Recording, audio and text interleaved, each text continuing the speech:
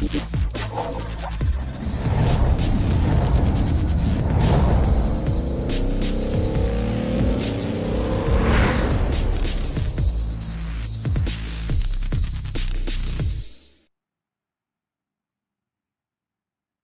evening, ladies and gentlemen. Welcome to virtual Elkhart Lake, Wisconsin.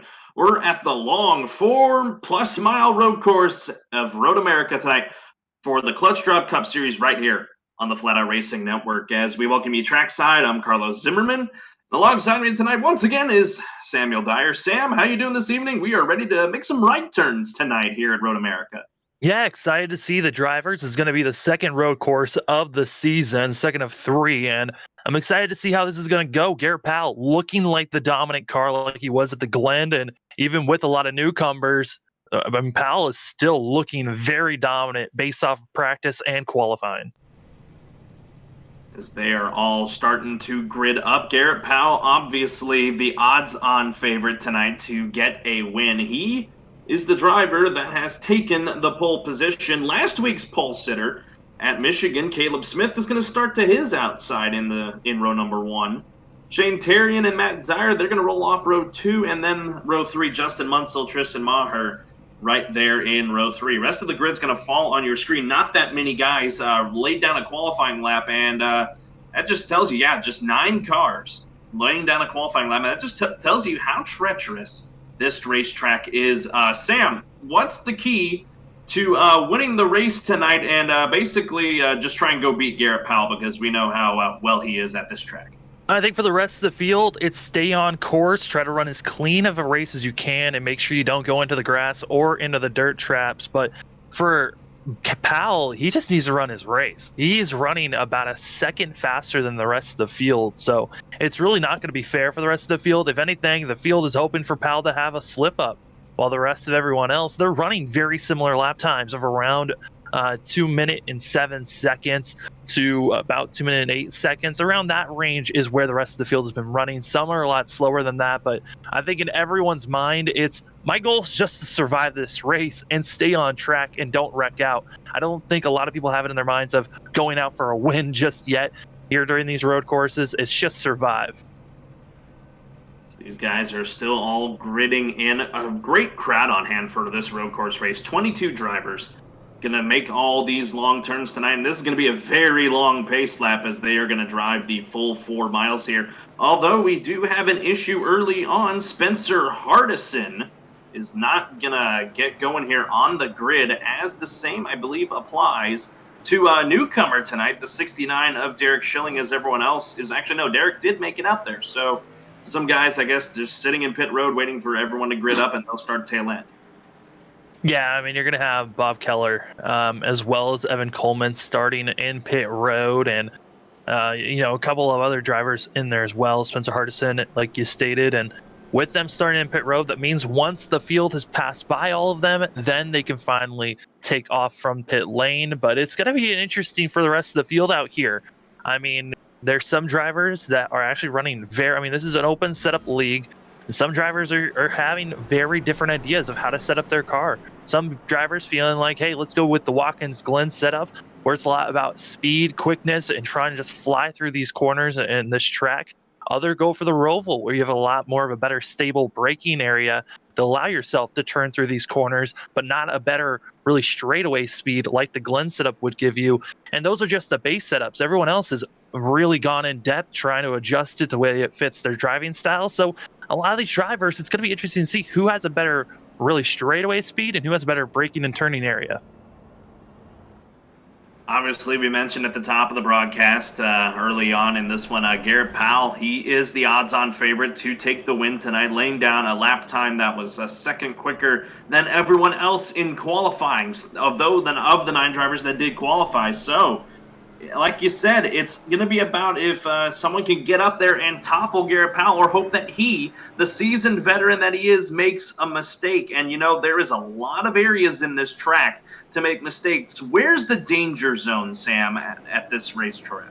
I mean, for the first couple of corners, I mean, it's going to be turn number 5. It's a very hard braking zone. We've already passed it. That is going to probably be the biggest danger zone for a lot of these drivers, as well as I believe it's corner number 11. It's a really blinding right corner that you have to have a heavy braking zone. If you mess up, you go straight into the sand trap. So these drivers are going to be in some very hectic and hard situations, but Road America is a very narrow road course. It's hard to even find places to go side by side. As you can see here on our formation lap, these drivers are really struggling just to get in and want to be side by side because there's not a lot of room to work with. So when you get into these hard braking zones, some drivers might be thinking of bumping and running you to try to make a pass instead of trying to pass you on the straightaways. As we go through these little S's here real quick, the stage breaks lap 12 will mark the end of stage 1. Lap 25 will mark the end of stage 2, and they will run the final 20 laps, all the way to the end. As they're getting closer to the restart here, Sam, outside of Garrett Powell, who has an outside chance to try and pick up a W tonight? I mean, it's hard to really pick one driver. If we're basing it off of practice, the second fastest car was actually Shane Terrian, and then during qualifying, you had Caleb Smith, and both Sem as well as Luminary have been working pretty hard to try to get their setup set up for these drivers. But these teams both looking good, but I think those are probably the two drivers I have in mind that could possibly run down Garrett Powell, or at least stay close enough unless Powell makes a mistake. The pace car is in. We're glad you're with us on Flatout Racing Network. Get ready for 45 laps of action here in the Clutch Drop Cup Series here tonight at Road America in Elkhart Lake, Wisconsin. The flagman's got the flag, green flag in the air. We are underway, and a side-by-side start here for Garrett Powell and Caleb Smith, but Powell is going to close the 25 off into the first corner here, and it's that first heavy braking zone that Sam mentioned. Powell a little loose through that corner, but looks like he's okay, and everyone is good through that corner as they fly by.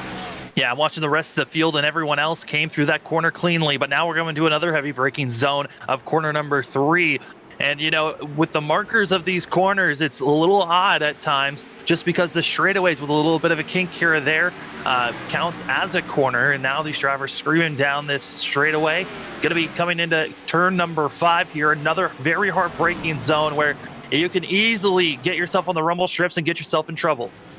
Tom Bourne trying to come in with a lot of speed as he gets on those rumble strips, and that's going to cost them a couple of spots. Trying to get around the 20 of Dylan Stipe back here around the 7th position, and now his teammate in Robert Kenny making his return from last race he raced at was at Dover when Luminary went 1, 2, 3, and now Bourne's going to just settle into the 9th position between his two teammates, Robert Kenny. As we got cars off the racetrack here, it's Bronson Stafford and Philip Scott. And that's just some easy contact of going a little bit too hard into a corner, and some easy contact made between those drivers. And just a simple mistake.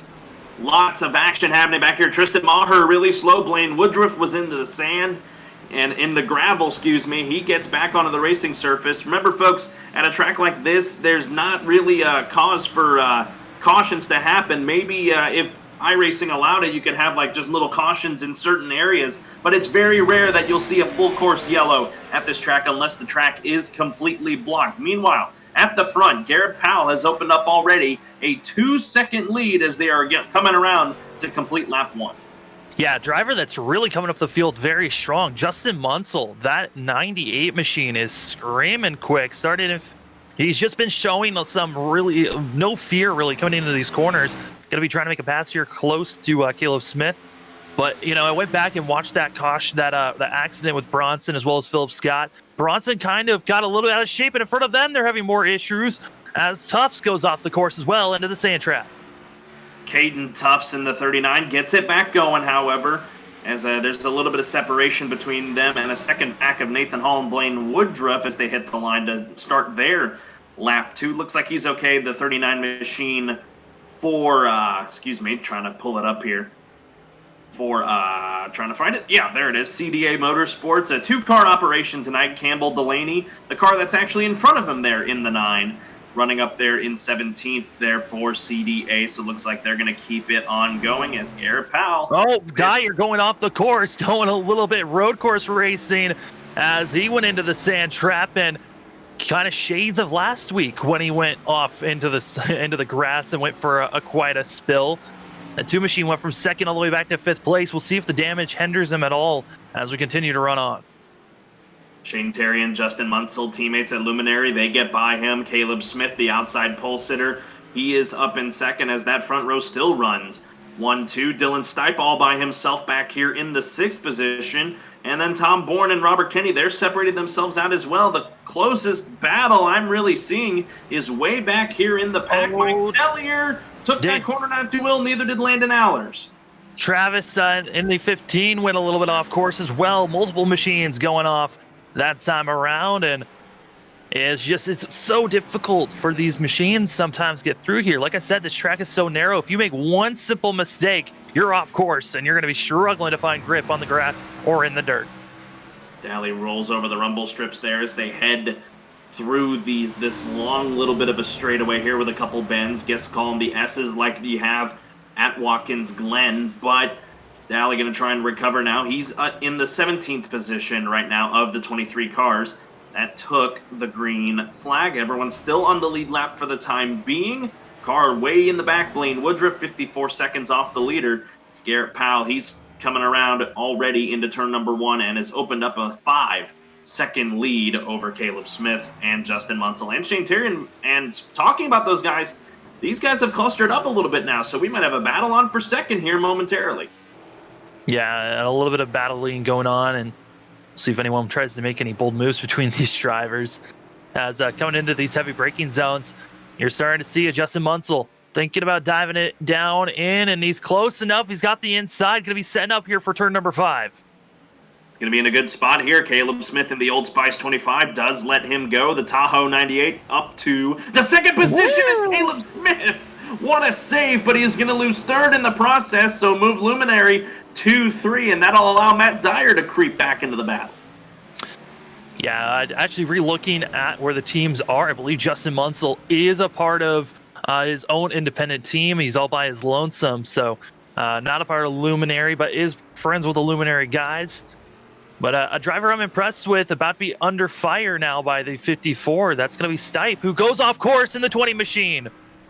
Just caught it there at the end, up into the gravel, and now he gets it back onto the racetrack. Lucky for him, it was a 7-second gap between him and Robert Kenny, who's in 8th place, so all he's going to lose is just lose ground on Tom Bourne as he is now going to check away. Back in 20th place. Is more course having issues back in the back half of the field as Daly goes off course, and then it looked like Campbell in the 9 went a little bit off course as well. Campbell Delaney there in 21st, now Bronson behind goes the around 15. in front. Lots of action happening all over this racetrack. Bronson Stafford, he is off the race course here up against the Armco, and now he gets it back going. And, man, Bronson Stafford, he's coming off of a win last week at Michigan, and now it's just been a lot of trouble for him on this road course. We talked to him during his post-race victory lane interview, and he said he wasn't really looking forward to this race as he's off course again, hitting through the S's here, but he keeps it going. That's going to allow Campbell Delaney and others to creep closer to him. He's going to be in a lot of trouble if he can't figure it out, but that car definitely has an issue. You see the damage on the front. Yeah, he's hitting the front. Also, the back end has been damaged slightly for that 61 machine, but this is his first time really running this course. I was talking to him throughout the week, and he still hadn't bought the racetrack until last night, and Bob Carroll now going to be off the course in 17th place, now dropping down to 18th place. I mean, this is just notorious of what is. There goes Bronson again. Almost able to save it there. But, this is just what this track brings out is a lot of cars struggling to find grip as Woodruff back in 23rd place goes off course again. And this is just going to be expected throughout this whole entire time until we get to that stage when drivers can finally get repairs done and try to make some adjustments. Bronson's it's just going to be a off struggle. Again. Trouble, Campbell, Delaney, and Bronson Stafford. This time Bronson trying to get to him here, folks, as positions keep shifting. Way off course, deep into the gravel, trapping a lot of damage now for the newcomer. Campbell Delaney in the 9, replacing David Castelli in the 9 now. Big time front end damage on that bumper. Nathan Hall. So slope ahead as Daly's off course again. Yeah, Daly every other corner has been off course, and it's been a struggle. In front of them, Evan Coleman in 13th. He went off course for his second there. able to continue on. It's more of, hey, who's going to go off the course instead of us actually watching racing at this point, as everyone is just struggling at this moment to stay on course. But that's just what Road America kind of brings out. It's such a struggle of a course, or if you don't hit your mark right, you're going to find yourself off course. Yeah, folks, you're not missing anything at the front. Garrett Powell well in control. Justin Munsell, he is second. Shane Terrian, he's third. Matt Dyer, fourth. Caleb Smith is fifth. They're all fairly separated out by 1 to 2 seconds. The closest battle that's up through the field right now is Tristan Maher sitting in eighth. He's gotten around Robert Kenny in the 34, as that is the closest battle in the top 10, as the only guys that are within a second of each other right now, just on the brink of the top 10. Dally is going to go off course again, spinning it around. And at some point, I think this 15 machine is just going to park it for the day and say, I've had enough being in the back half of the field. It's been a struggle so far, but up front, looks like there's some competition, as Matt Dyer now going to be passing by Justin Munsell for that third place position. Munsell a little loose there off of corner number 2, heading down in this little bit of a straightaway before you get into the big braking zones that are turn 3 and 4. So Munsell, I think, may have just made a mistake going into 1, and that's allowed Dyer to get around him, because the gap between them was almost 2 seconds a moment ago. So Munsell must have made a mistake, and Dyer almost made a mistake there on the exit. So did Munsell. Yeah, other positions throughout this course, we're seeing a lot of close action. I mean, up front, that's probably some of the closest action we're going to see between those 3 drivers of Dyer, Munsell, and Smith. And also throughout the rest of the field, we've got Kenny being under fire by the 12 machine back in 10th place. And then also possibly a challenge for 13th place. We've got Coleman and Tufts going at it, as say that the 12 machine spinning around. Justin Belmonte off the racetrack here now, passed by Mike Teller. He gets it back going. It's going to allow a few other cars to catch him here, Evan Coleman and possibly Caden Tufts. So tough break for the 12 of Belmonte. Was trying to get around Robert Kenny for that 10th position, and now has a lot of ground now to make up. Now 11 seconds out of the top 10, and he may fall further back. So here comes the 39 of Caden Tufts, and Belmonte's off the track again. Looks like he saves it for now. Man, like you said, this is just classic Road America cars getting off the racing surface, and just a matter of who hasn't gone off the racing surface yet. I wouldn't even put it past anyone in our top 6 that hasn't gone off racetrack yet outside of Garrett Powell. Yeah, Garrett Powell's been doing a solid job, as well as Shane Terrian pulling away and doing a great job, our top 2. And really, that just shows, as long as you stay on track, you can have a decent run here. You might not be running as fast as everyone else, but it's really not always the key to be the fastest car out there. I mean, Garrett Powell, he's just been consistent and on course. But the thing to watch out for now is, with how many cars have been falling off and having their incidences, Garrett Powell is now starting to catch up to lap traffic. And there's a possibility, with how many cars we've seen come off course, they might come back onto the track next to our leader. Trouble deeper into the course, the middle of the course. Travis Daly off course again. Nathan Hall got off course. It's like you read my mind, Sam. I was about to say that. The thing that might end up putting Garrett Powell's chances of winning belly up is if a lap car, or soon-to-be lap car, is going to just get in his way and then could possibly bring damage to him. And it's not necessarily going to be his fault. It's really the lap cars that have been struggling. So something we're going to have to watch throughout the night, as Garrett Powell is slowly closing in on the 77 of Blaine Woodruff. Tom Bourne was about to try to make a pass on Justin Munsell, spins it around in that 54 machine, and now he's going to be dropping to another position down to the 20th Stipe. Stipe, part of that DSM crew, is that 20 machine up to 6th place. We talked to him before we went live. He was one of those drivers that we've talked to so many times saying, I just want to stay on the track and have a good run. And almost had a fabulous run back at the Glen. Had a couple of issues that popped up during that racetrack. So a lot of drivers thinking, I just need to stay on the track, stay stable. And the biggest issue for these drivers that keep spinning around is when they spin out, when they get back on course, they've been just revving those tires, putting a lot of heat into them, which then is causing them to make the back end slicker, looser, and want to spin out once again. That's exactly what we had on our screen. Caden Tufts had some trouble, and now he's going to continue to have trouble as he overdrives a corner. I'm trying to count it off here. Not going to try and do that all night long for you folks, but just many of these corners are treacherous.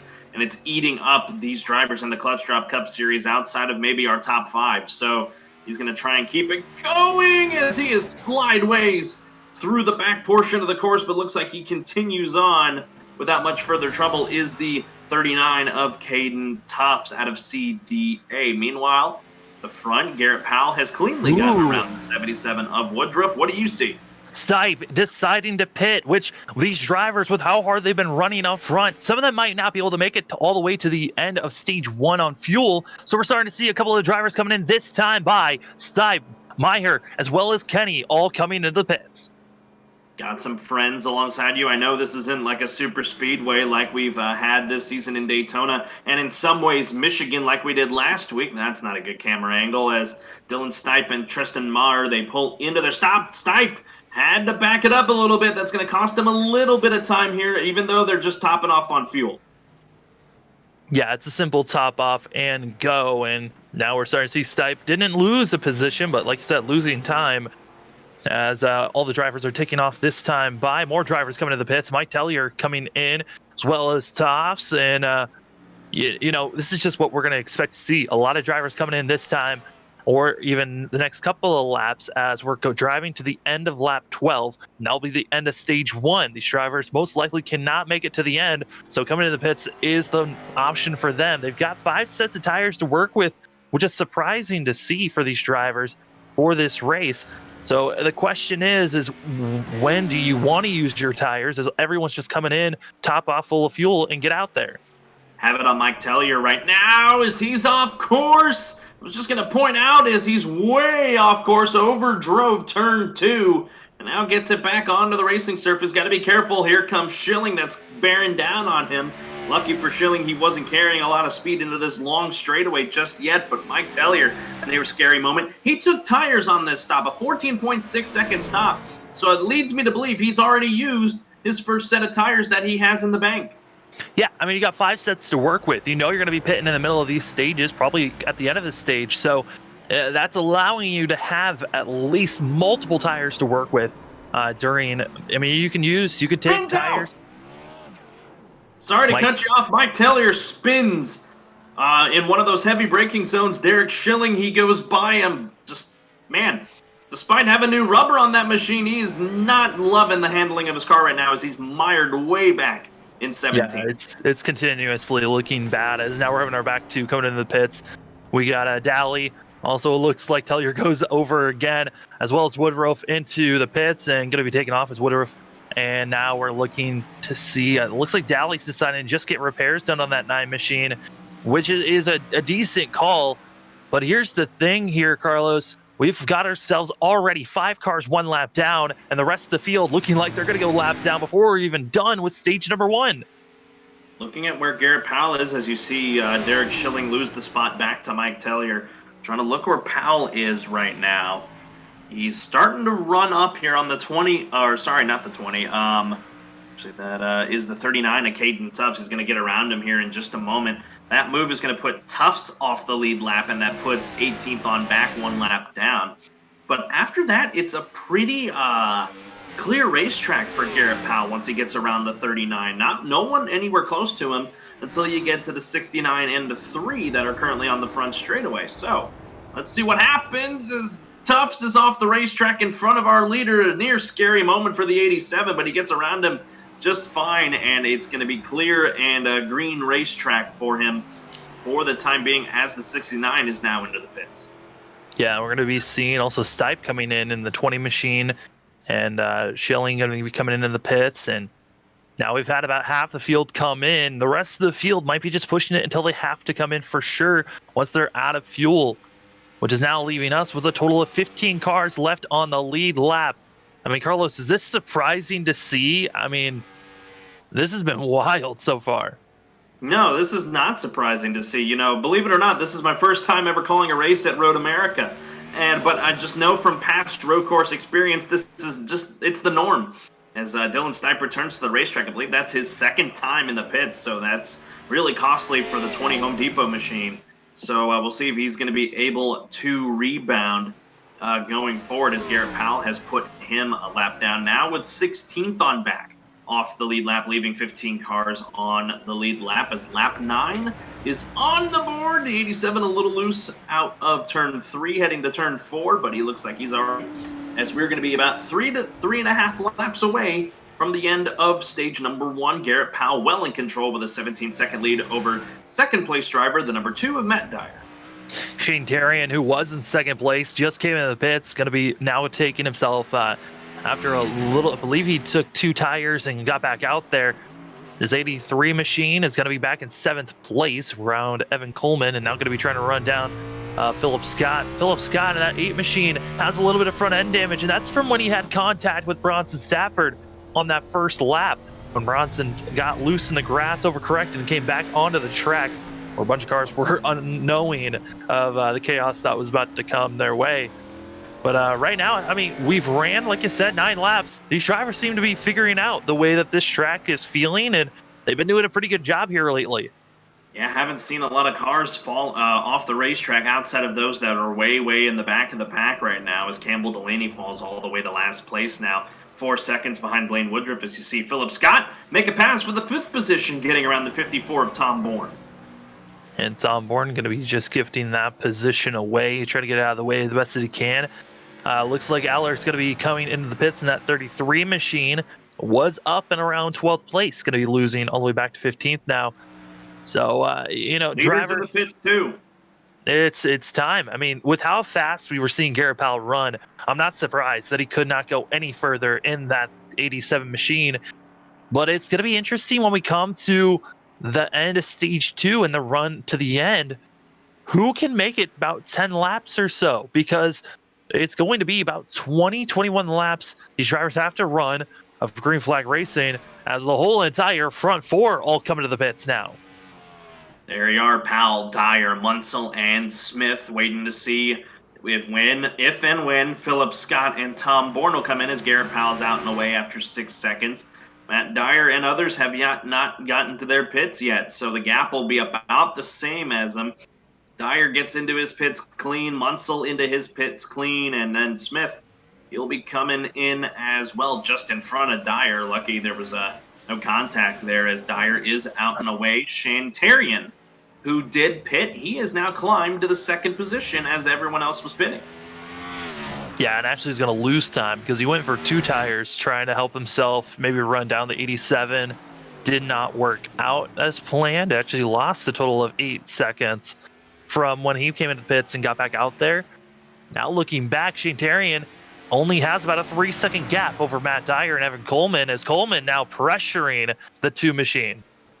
Mind you, Evan Coleman is telling me on this stint that he hasn't pit under this stage, so that's why you see him all the way up here in the 4th spot right now, seeing if he can stretch it to the stage break and maybe get some points out of it. But I don't know, it's a gutsy call out of the 51. I don't know if I like that call or not.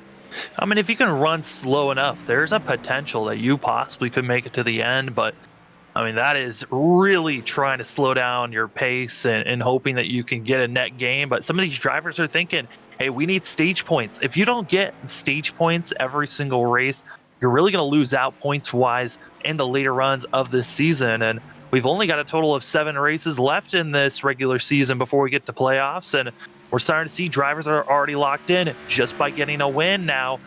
So a lot of pressure is being placed on these drivers that need to get wins. We already have 4 drivers locked into the playoffs. That's going to be Garrett Powell, who's trying to go for his 3rd win this season, 5th stage win if he gets this stage win. Mike Tellier has also 3 wins this season. Then he also got Shane Terrian and Bronson Stafford, both with only 1 win. Dyer is off the racing surface. Sorry to cut you off.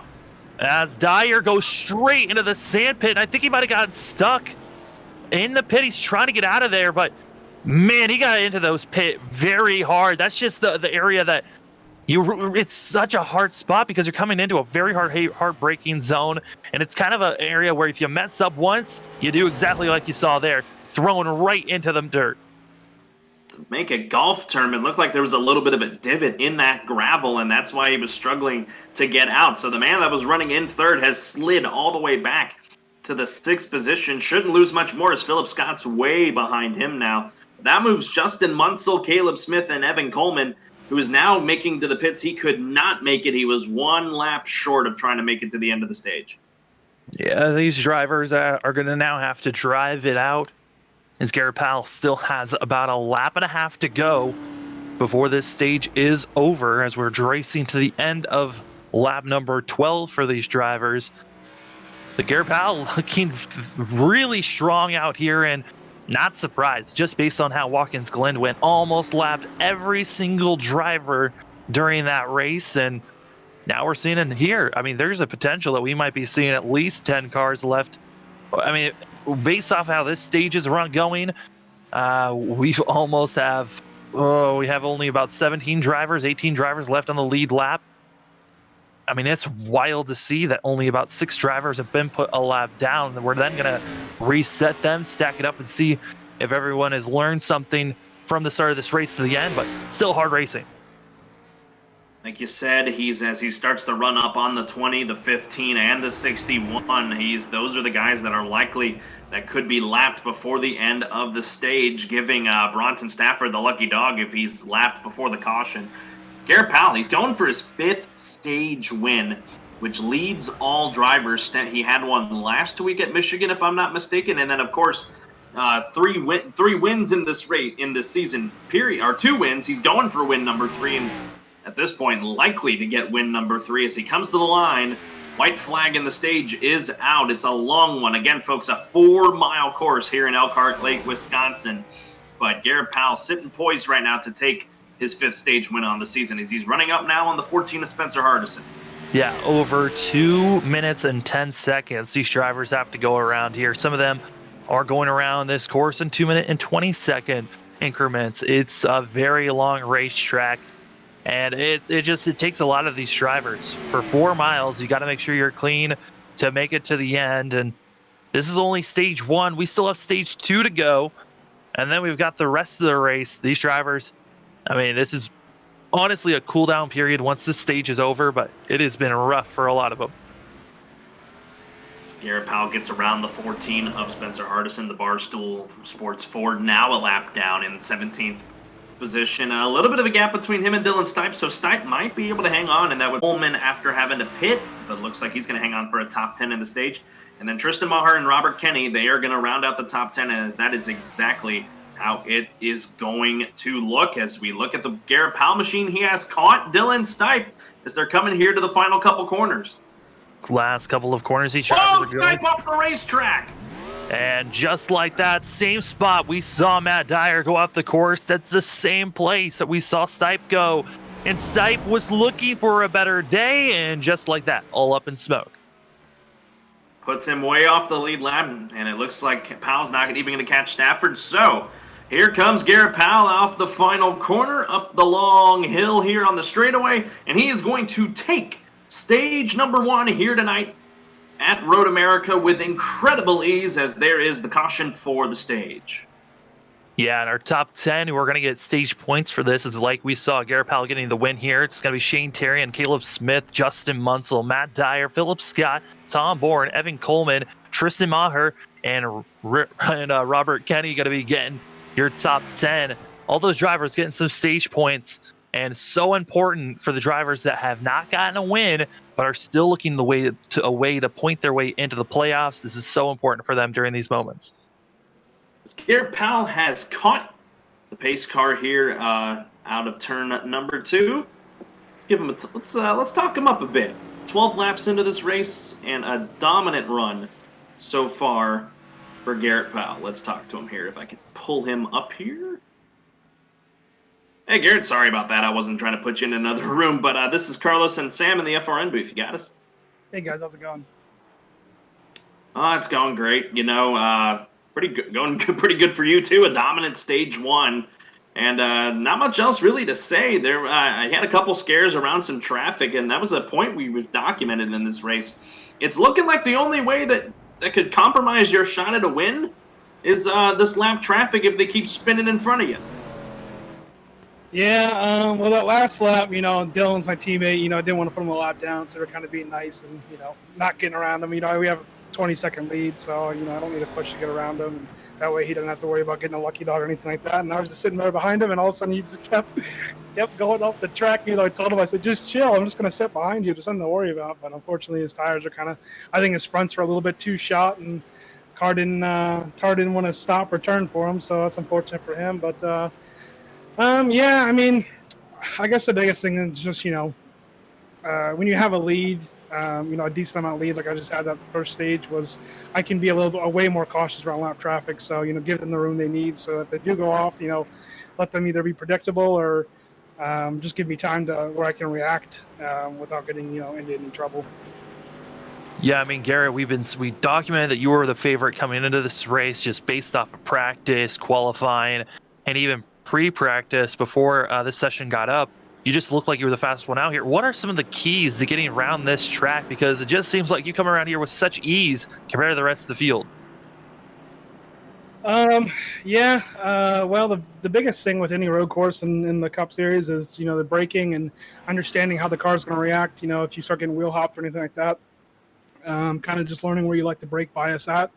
Anytime I feel the car, if I feel the fronts, the car's not turning under braking, I know I have my brake bias too forward. If it starts wheel hopping really early with newer tires, obviously it's going to be a factor. On old tires, you're going to wheel hop, but on newer tires, you shouldn't really be wheel hopping that bad. Either you're using too much brake or you got too much braking in the rear. So, I mean, the braking seems to be the biggest point. And obviously, when you're in those slow corners where you're going down to first or even the high speed seconds, you really got to be careful about the tire spin. So you don't want to spin the wheels and burn your rears up, or else it's going to make you spin even more. So that's kind of the other big thing is just braking and just making sure the car doesn't kind of get out of control on the slow turns.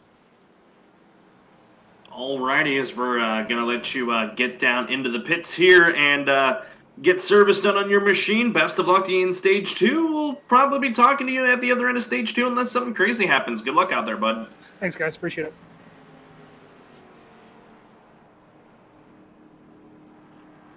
As everyone heads down into the pits now, all the lead lap cars for the time being, at least the top 9, are into the pits right now. Everyone else should follow as well. Sam, stage 1 complete. A lot of action happening. Just unpack your thoughts here as I'm going to be trying to look here and see if no, we're not going to be able to get Dylan's type. He's back on the racetrack, so good for him. So just give me your thoughts on how that stage 1 looked in your perspective. Yeah, I mean, for Garrett Powell, did exactly what he needed to do. Run strong, stay on track, and just continue to power your way past everyone else. I think the other drivers that were running well, that just lost time because of pit road, I mean, Shane Terrian, he's not running as fast as our leader has been, but still a great run for himself in that 83 machine, able to stay calm, not really making too many mistakes. The rest of the field, though, it's been a lot of driving off course and trying to not lose too much time, but a lot of mistakes have been made by a lot of these drivers, and the reason why we're seeing so many drivers come into the pit road so late at the moment is due to the fact of how much of a gap Garrett Powell had on the rest of the field. They had to run that fast, and they were that far behind still trying to catch up to the pace car. This track being so massive, you're going to be losing a lot of time, and honestly, once we finally get to the last 20 laps that need to be ran after stage 2's done, I'm going to be surprised if we still have even 5 cars left on the lead lap. Won't surprise me either if that's I'm surprised we still have 16 that are on the lead lap right now through these first 14 laps. As I'm trying to check my leaderboard here, Bob Carroll, he's sitting in the pits here. Let's see, Derek Schilling, a prolonged stay on pit lane. These guys are just trying to maybe get back onto the racetrack and just get some points out there. 23-car field again, folks. If you're just joining us here on FRN, Carlos Zimmerman, Sam Dyer here tonight at virtual Elkhart Lake, Wisconsin. Road America, the site here tonight for the Clutch Drop Cup Series. Garrett Powell, he has been dominant all night long, and I know that's not a lot to say given we're only 14 laps in, but with how big this course is, it's going to feel like an eternity. So Garrett Powell doing some good stuff early on as we just spoke to him a moment ago. The race off of pit road was Garrett Powell, Shane Terrian, Justin Munsell, Caleb Smith, Tom Bourne. That's your top 5. So Luminary in 2nd and 5th with a friend there in 3rd. Philip Scott, he's 6th. Tristan Maher 7th, Matt Dyer 8th, Evan Coleman 9th, and Robert Kenny, another luminary driver, in the 10th position. Mike Tellier, he's 11th. Justin Melmani in the 12th. He's 12th. Caden Tufts, he is 13th. Bronson Stafford on pit road right now, an extended stay for the 61. I know he's got a lot of damage, Sam. He's 14th with Spencer Hardison and Travis Daly, 15th and 16th to round out the lead lap cars.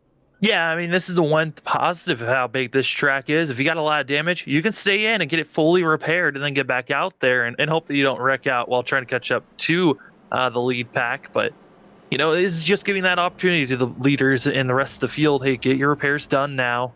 And just know, hey, we still have one more lap of pacing to go before we go green again. And really looking at the rest of the field right now, we know Garrett Powell is the favorite right now. But I got to give credit to, Justin Munsell and also Caleb Smith running strong up front. But I think the car that I'm most impressed by has got to be that 8 machine, a part of Waffle that Philip Scott, after that contact for lap number 1, kept his nose down, continue running well. And now we're seeing a lot of cars ducking it in and trying to get pit road. They're trying to fill up their fuel so that they can go longer than what Garrett Powell's going to do. Philip Scott, we just talked about him. He just deked everybody there for a minute, thought about going in, and now he's going to restart in the 2nd position as the Shane Terrian, Justin Munsell, Caleb Smith, and others. Tom Bourne, he's in as well. So some shuffling's about to happen here at the top. As the pace car lights around, we'll go green with 30 to go. Here's the thing, with how long these pace laps were, it's allowing these drivers that are staying out for them to try to save fuel the best that they can. But these other drivers, they're coming in to get fuel because they know that if they pack it full of fuel, they can make it to the end of stage 2 without having to pit. So this is a major upgrade and a bold move by a lot of drivers, and obviously a call made, and a lot of drivers deciding to follow suit. Some weren't. But man, that was a great call in my opinion for all the drivers that just came into the pits and really let Garrett Powell go past so they had the advantage. So that's going to move Philip Scott up to 2nd, Mike Tellier up to 3rd in the 3, Justin Belmonte and Caden Tufts, the only cars that did not pit under this last pace lap. Justin Munsell actually beat Shane Terrian off the pit lane, so he's going to restart 6th. Terrian will be 7th, Tom Bourne 8th, Caleb Smith, the outside pole sitter, 9th. And then Tristan Maher in the 10th spot. Do want to report, it looks like Bob Carroll and Derek Schilling have left the server and are done for the evening. Looks like we already have our first 2 cars out of the race. Yeah, and Derek Schilling, this was his debut race. Was not the way that he wanted it to go to finish back in 22nd position. But Road America is such a tough course at times that for this being his first race, it was a tough one. Well, hopefully we'll be seeing Derek Schilling next week as well as Carroll, and they're going to be aiming for a better position and a better finish next week at Indy, which Indy's going to be a fast racetrack there, Carlos. A lot of draft package and some flat racing for these drivers. It's going to be a very hectic one at the Rectangle. That's next week, same time, 8 o'clock Central, 9 o'clock Eastern, right here on Flatout Racing Network. Going to be a fun one out there in Speedway, Indiana. Going to be under the hot sun, no doubt. So the track might be slick. It's going to be a lot of fun to see them go around the Art of Bricks. As I'm very intrigued here to see what Philip Scott can do. We have not talked about him that much this season, Philip Scott in the 8 Budweiser Chevy. And he's sitting poised right now to maintain himself up here in the top 5, because everyone behind him outside of Mike Tellier should fall behind Munsell, Terry, and Bourne and company. So it'll be interesting to see what the 8 does here to hold his own here as they're coming around this long racetrack. Yeah, I mean, Philip Scott, I think the only times we really have talked about in the last couple of weeks was whenever he's involved in an accident, but a very consistent and strong car was in the top 5 when our stage came to an end. So this 8 machine's looking good, and now we get to see what Mike Tellier has, as well as Belmonte. Belmonte we saw earlier in this race spinning it around for that 12 car. Now that he's got fresh tires, we'll see if he's able to hold on and really try to run past any of these cars. But everyone's trying to stack up and trying to get racked up for this restart here. And we're, like we said, we're running to the end of lap 25. And for the drivers that pitted to pack it full of fuel, they should be good to make it to the end. Everyone else that stayed out, they're questionable if they can make it. Justin Belmonte, you mentioned him. He's a former stage winner, took a stage at Dover. And so he knows how to run up at the front. It's going to be Powell, Scott, Mike Tellier, Justin Belmonte, and Ronson Stafford and Caden Tufts. Going to be the top 6 when we get back to green. Pace car is in. Looks like everyone's going to try and settle into their spots. A big gap back there behind some guys, so they're going to maybe whoa up here at the start. But Garrett Powell, he is out and away. I think Philip Scott got caught napping because here comes the 3 of Mike Tellier. In the 3, he's going to get around Philip Scott there, familiar looking sight 3 and 8. But the 3 is the dominant one right now as he moves to the second position behind the 87 as the 87 checks out from everyone else. Well, that was one of the most oddest restarts I've seen in the back half of the field. Dylan Stipe did not get going. He actually went off the course, came back in front of the whole entire field, so they all had to back down for the 20 machine, which then allowed our top 8 to just pull away from the rest of the field. That's why we're seeing such a gap between 8th back to the back half. Ronson Stafford running up here in 4th with no hood at all, so that's going to cut down on him aerodynamically on these straightaways. But he's keeping pace right now as the 8 has gotten around the 3 of Mike Tellier as Philip Scott settles into the second spot now. It's Garrett Powell again. He's checking out as Caden Tufts looks like he's off racetrack again. Same with Justin Munsell, it looks like. Munsell might get hit, but that's a lot of cars. That was turn number 5, where we've seen a lot of issues before. And I'm re-looking at that contact and seeing if there was any help, and there was. The 99 came into Munsell, spun him around, and a lot of other cars had to wreck avoidance back there. Munsell now trying to claw his way back through, was initially going to restart 3rd, but came down and pit to top the car off on fuel. He's got a good group in front of him here. Brendan Robert Kenny leading that group right there in the 34. He's up to 9th now. As that's just a lot of trouble brewing just outside of the top 10. Meanwhile, through the front part of the field, closest battle is Tristan Maher and Matt Dyer, and running up on the lap car here of Dylan Stipe, who also has no hood like Bronson Stafford, as the 2 yellow cars trying to find a way to get around him, and they do.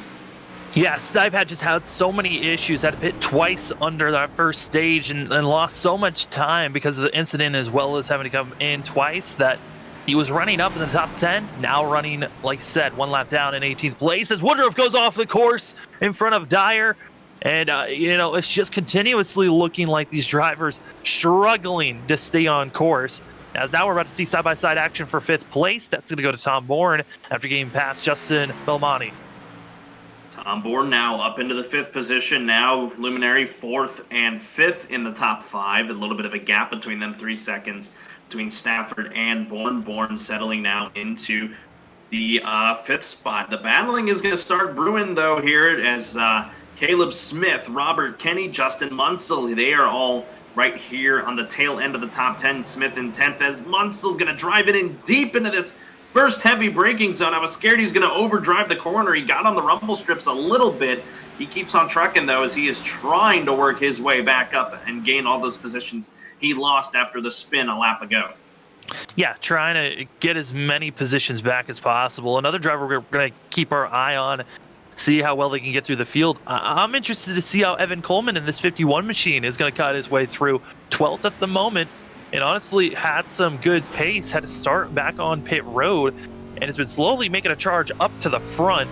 Now, like you said, start on pit road, so back in 21st position is where he started, now up to 12th. You see him there in 12th, riding on board in the roll bar with Evan Coleman as he's trying to run down this group of Kenny Smith and Munsell. Sounds like a Miami law firm when you think about it, but looks like it is gonna be a battle brewing just in front of them as Smith is gonna be passed here by Justin Munsell. Munsell is trying to get around him the hard way, around the outside part of the corner, but it's not gonna work for now. Yeah, that's a dangerous area to try to pass on the outside, because just one slip up touching the grass could launch you into the sand pit, where we've seen multiple drivers get so caught up into that you lose about 5 to 10 seconds if you get in the sand pit at all. So luckily, all those drivers survive and continue on racing. These guys continue to run well just outside the top 10. Not much trouble. They're running up here on the lap car of Dylan Stipe. Looking further up, Justin Belmonte. He's lost another spot to Matt Dyer as Tristan Maher just gets around the 2 of Matt Dyer. This battle's starting to brew here as Dyer is trying to maybe move the 17, just like you said at the top of the broadcast. Not a lot of racing surface to work with, especially on this front straightaway.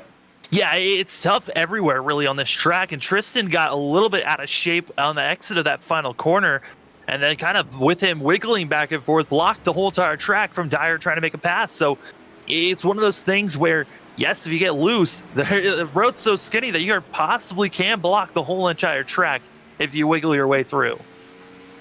These guys now trying to pull away from the 12 of Belmonte. The gap between Maher and Bourne is 2.7 seconds, so that battle going to stifle out for the time being, but the battling continues just inside the top 10 as Caleb Smith and Robert Kenny, they're now going to get ready to clear the 20 here into this left-hander as Munsell drives it in hard and moves the 25 and uses the 20 as a pick. What a move by the 98 of Munsell to get around Smith. Stipe goes off course and hard into the outside wall, and that might have ruined the 20's day.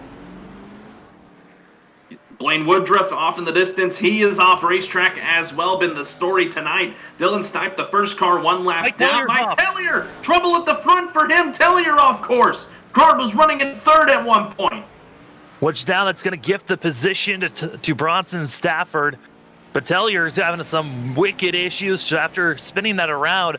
Due to the fact that the way he had to turn that car around, he's burnt up those back tires. Are very heated up, and there he goes off the course again.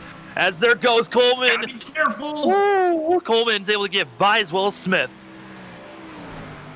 Coleman and Smith just getting around Mike Tellier there. A guy that restarted third was up to second and is now outside the top 10 after that major miscue. And that takes a breath off of Philip Scott because Tellier was starting to reel him back in, but Scott now can enjoy a 7-second lead over third place. Bronson Stafford as the 8 has settled into second. Garrett Powell, he's been in control since the drop of the first green flag. He's been in control since the restart. We'll take our first break and we'll go side by side. You're watching the Clutch Drop Cup Series on the Flatout Racing Network.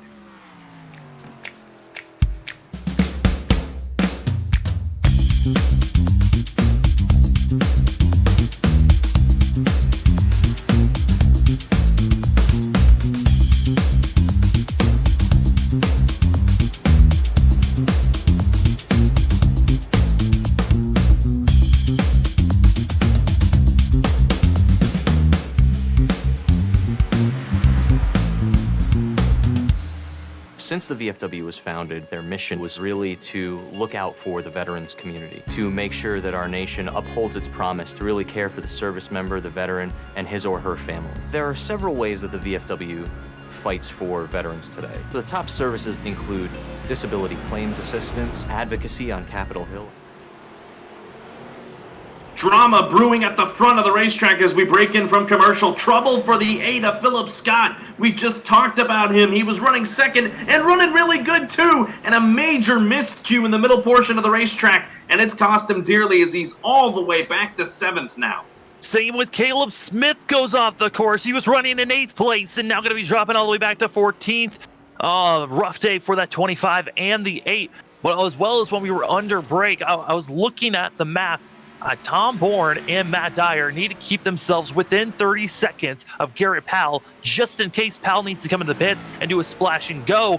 It's looking like they're still in striking distance to get a stage win here. When Powell hits the line, that they'll put lap 20 on the board. It's Campbell Delaney. He's in the pits. Do want to report also Caden Tufts has taken his car behind the wall, and his day has come to an end. He'll finish out in 21st. But like you mentioned, Tom Bourne, Matt Dyer, all these guys that are up here in this lead group trying to stay within 30 seconds to try and make a pass on the 87 if the 87 needs to pit within the next 5 laps. Yeah, it's going to be really close if they can get there close enough to try to make this pass under pit road. But the question is, has Garrett Powell saved enough fuel like we had all those pace laps? And he was right there with the pace car immediately when the yellow came out. So right now, Garrett Powell was in the best point of saving, but did he save enough before he had to come in the pits? There's the 50, you see the 54 and the 2 on your screen. The 2 gonna maybe slide to the inside here of the 54, gonna try and make a pass, but this is a right-hander, so it's gonna run Bourne off the track, and there he goes. And interesting to see, that's some drivers that had some drama last week at Michigan. Indeed. Where Dyer ran over Bourne, wrecking both those drivers. And once again, I mean, that's something to watch out for. with Dyer moving that 54 machine out of the way. And just like we said, this track is so narrow at times, especially at the corners, that you can easily just drifting up a little bit can cause that contact. Now Dyer's at the point of drivers that could be going for a stage win here if Powell has to pit.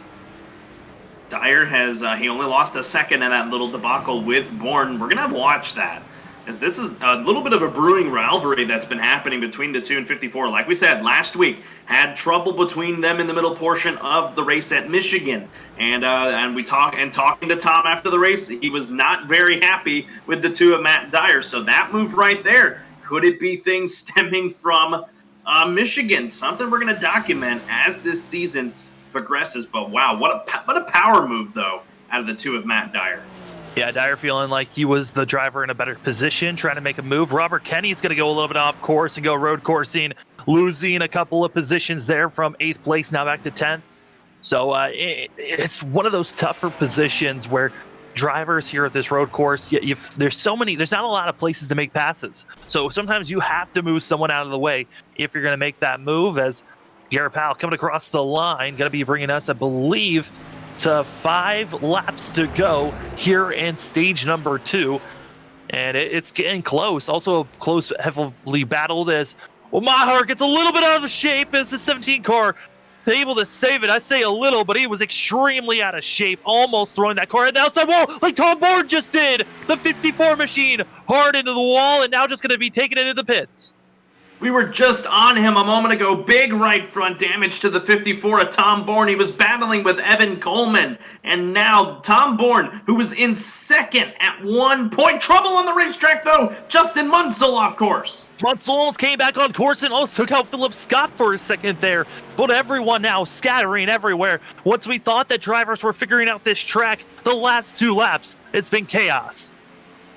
Munsell slides all the way back to 6th behind Bronson Stafford, so this is going to benefit Philip Scott, who fell all the way back to 7th after his fault. He's almost all the way back up into the 2nd spot where he was, so a good rebound for the 8, but back to the 54 of Bourne. With his damage, that is likely where Powell, where he's at on the racetrack. I don't know if Bourne could fall off the lead lap, but big trouble out of the 54 out of Luminary.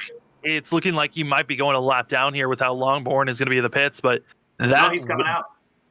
It looks like he got enough damage repaired. I mean, still a lot of damage he had to get repaired. Now we know he's good with fuel to make it to the end, but now we're looking and seeing I would imagine Garrett Powell knows that if he does have to, he has to know that he's good on fuel. Otherwise, he's trying to just pull out as big of a gap as possible here on Matt Dyer.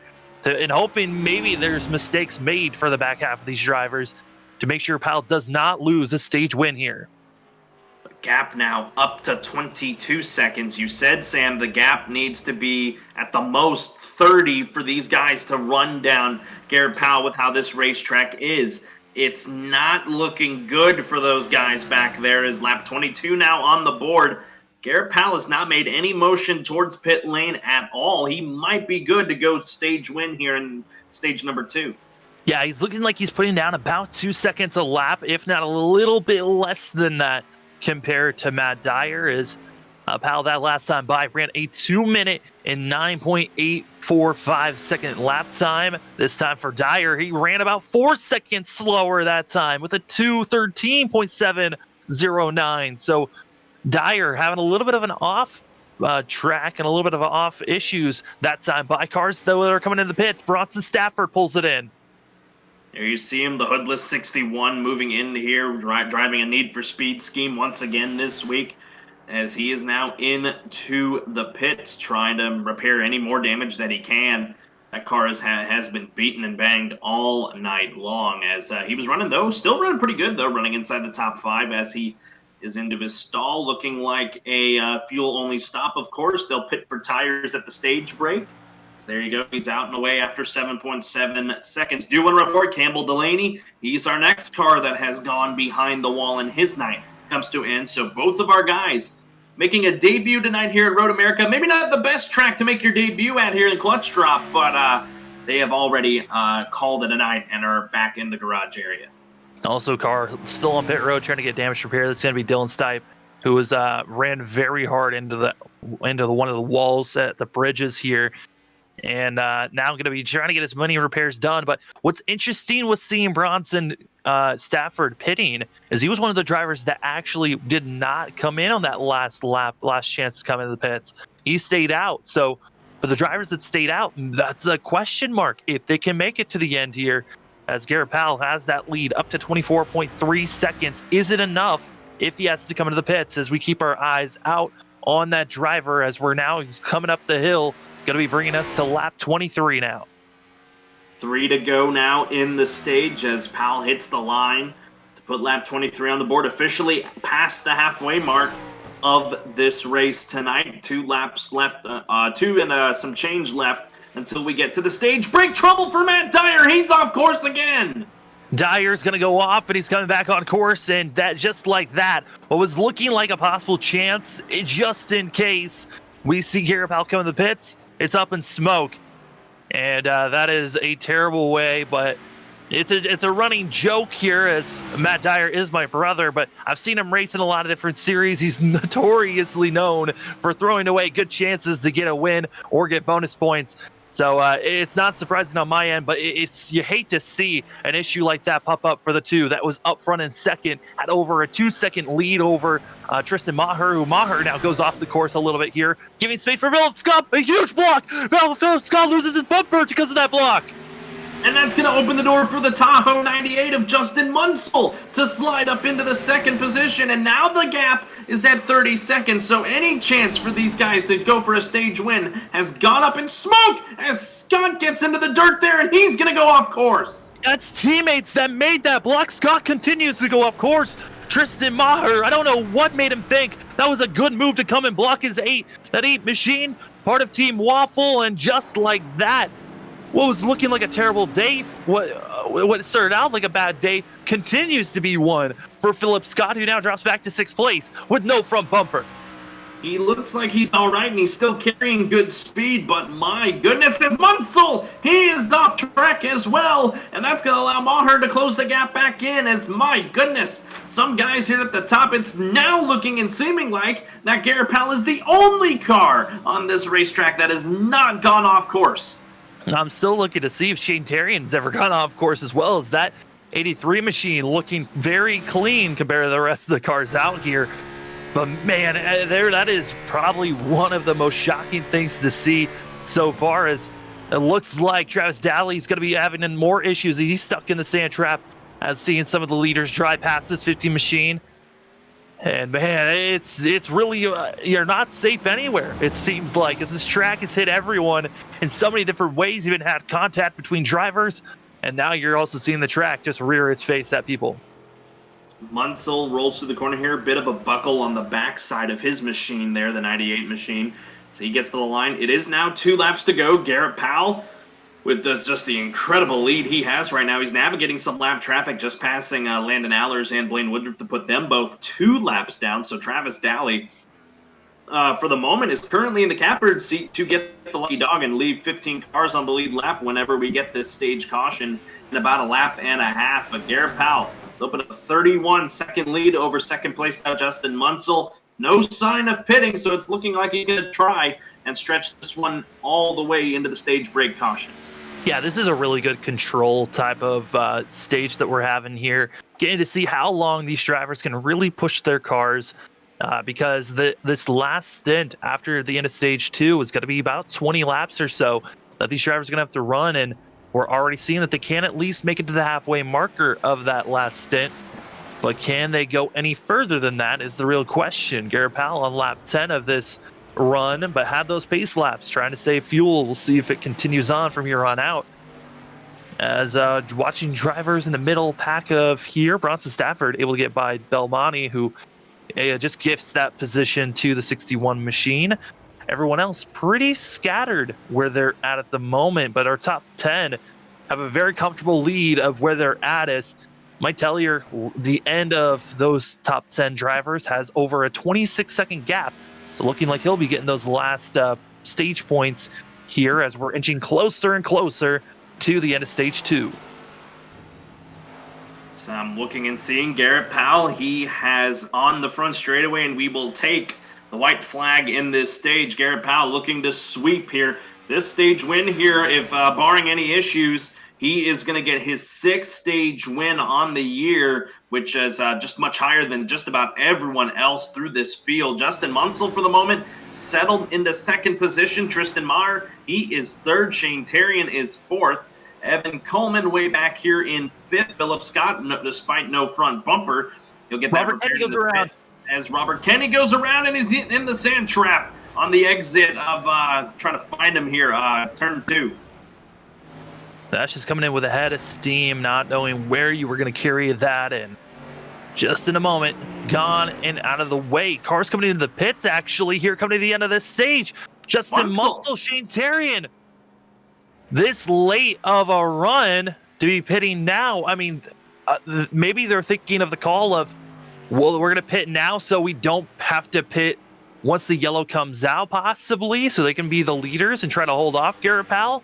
This is the only call I could be thinking that they are doing right now, as they know that once the yellow comes out, Garrett Powell cannot lap them. That's right. As Powell, he's currently working his way through the mid portion of this racetrack. Munsell and Terrian, an extended stay on pit road for him, as it looks like it's going to continue to be extended as Munsell returns to the racetrack into 8th position. So maybe a gutsy call out of the 98, maybe put a challenge on Garrett Powell to try and battle him for to get the lead back as we head into the final stages. You take a look at the 87, working his way towards the quasi backstretch of this racetrack, heading towards the final couple corners to take stage 2. Caleb Smith is well following the same strategy.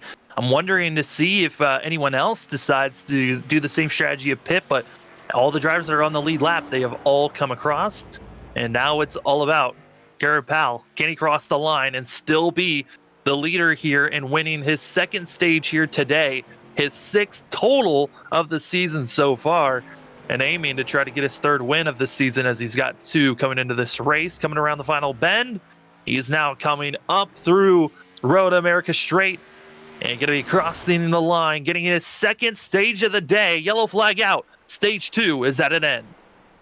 Garrett Powell takes stage 2 and has swept both stage 1 and stage 2. Like Sam mentioned, his 6th stage win on the year for the 87 of Garrett Powell. Tristan Maher, with where he's at, he is likely going to hang on here. He's got a 2nd lead. Oh my goodness, nearly ran into the 77 of Woodruff, but he'll come up here to the line and he will take 2nd in the stage. Give a call to Evan Coleman. He's going to get 3rd in this stage. Philip Scott, with no front bumper as mentioned, he's going to get 4th. And Matt Dyer, despite running off the racetrack, he's going to rebound, take a top 5 in the stage.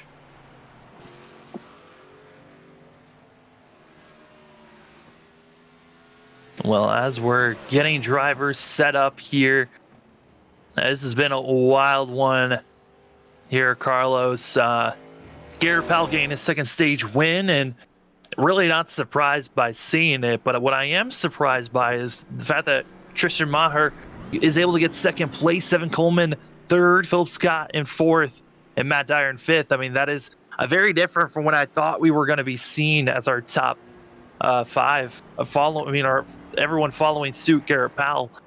Kind of surprising to see, and I would be interested to hear from Tristan Maher, just to see his thoughts of when he was coming back on track in front of his teammate. Well, want to hear from him? We'll talk to him in a second. Let's talk to our stage 2 winner. I know we talked to him already, but let's talk to him again. He's a good friend, Garrett Powell. Hey, Garrett, it's Carlos and Sam again in the FRN booth. You got us? Hello, hello.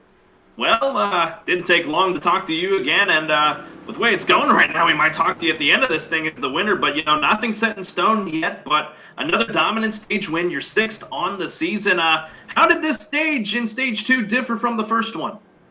Well, it was a little bit shorter, but, it seemed a little bit easier, I guess just in terms of, overall pressure from behind. At the beginning, I had my teammate behind me, Philip, and he was kind of joking. He's like, "All right, let's see if I can stay within 3 seconds of on the first lap." So I kind of pushed a little bit just for fun for the first couple laps, but just kept seeing the gap. increasing more and more. And then once it came to the end, being almost 30 seconds, I was just saving gas pretty much the last 2 laps, just to make sure I had plenty to get back to the pits just in case. But yeah, I mean, it was a pretty good stage overall, and didn't really have a whole lot of pressure from behind, which was nice. Yeah, I mean, Garrett, was there any time that you felt like you might have been able to, that you could have ran out of fuel at any point? No, like I said, we went into it with knowing I had 11 or so laps of gas, and we knew it was only gonna be 9. So I'm not sure why those guys behind went back in for gas before we went green, but I mean, I don't really see any reason to.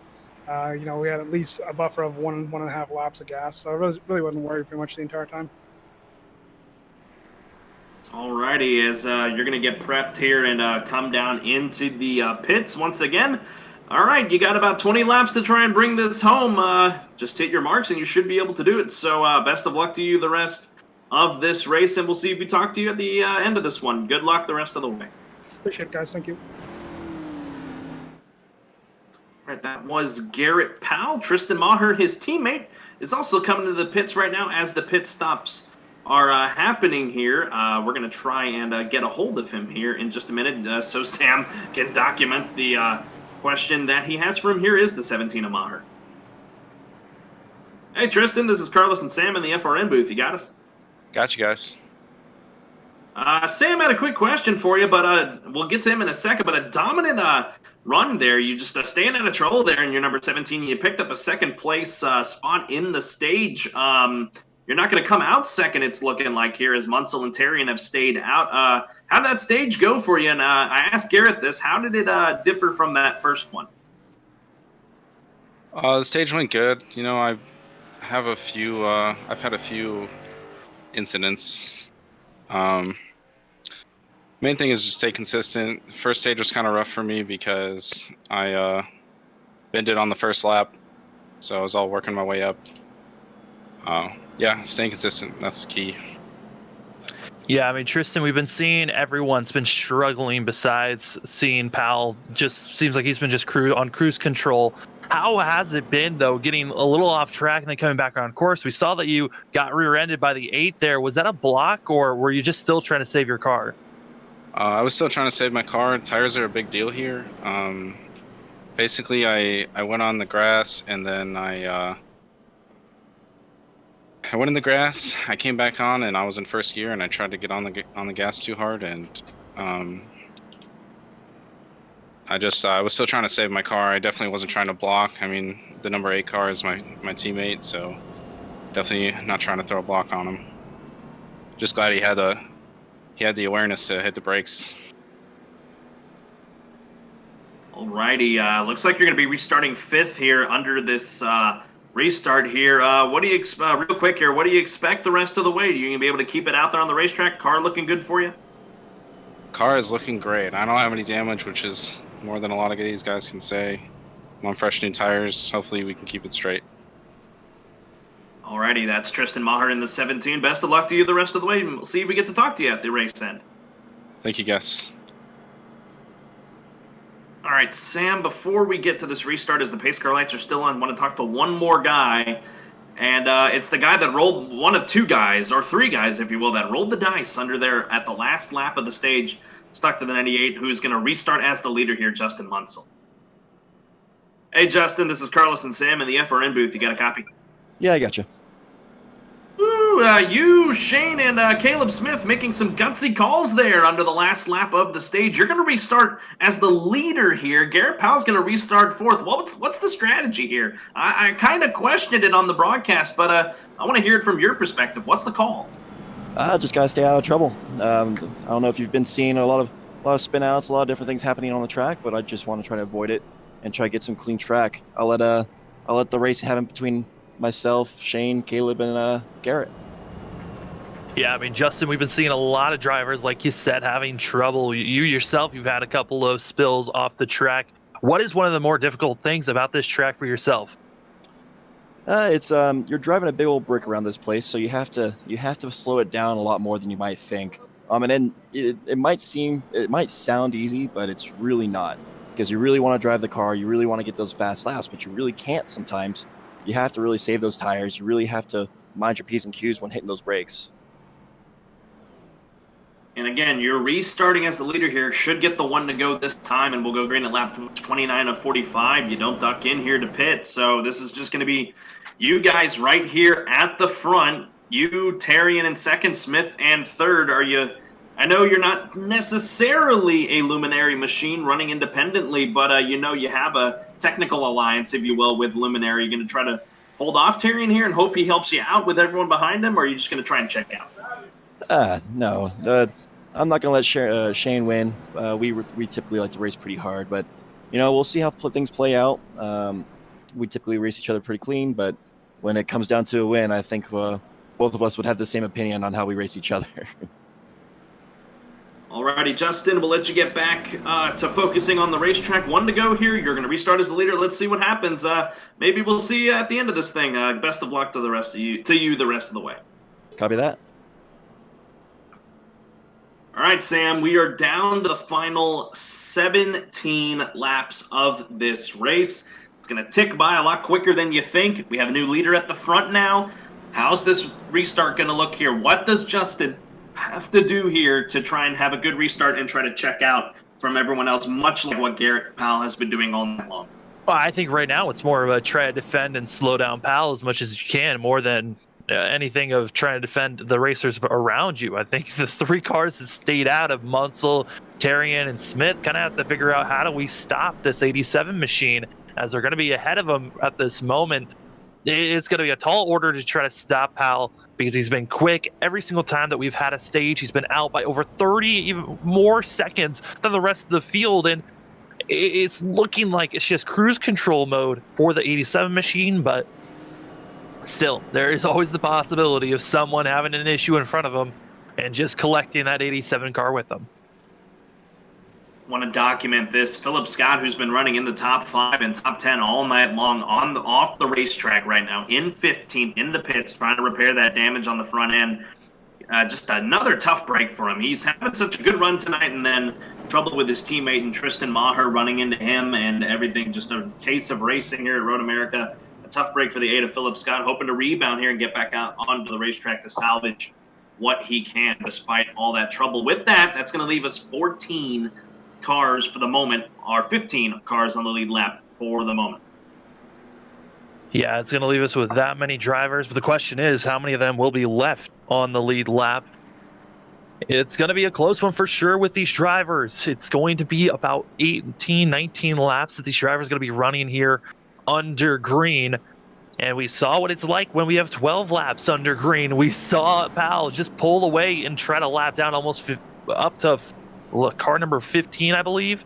We got almost a lap down. We could possibly be seeing all the way down to 10th place, a lap down, with how many cars are heavily damaged into this race already.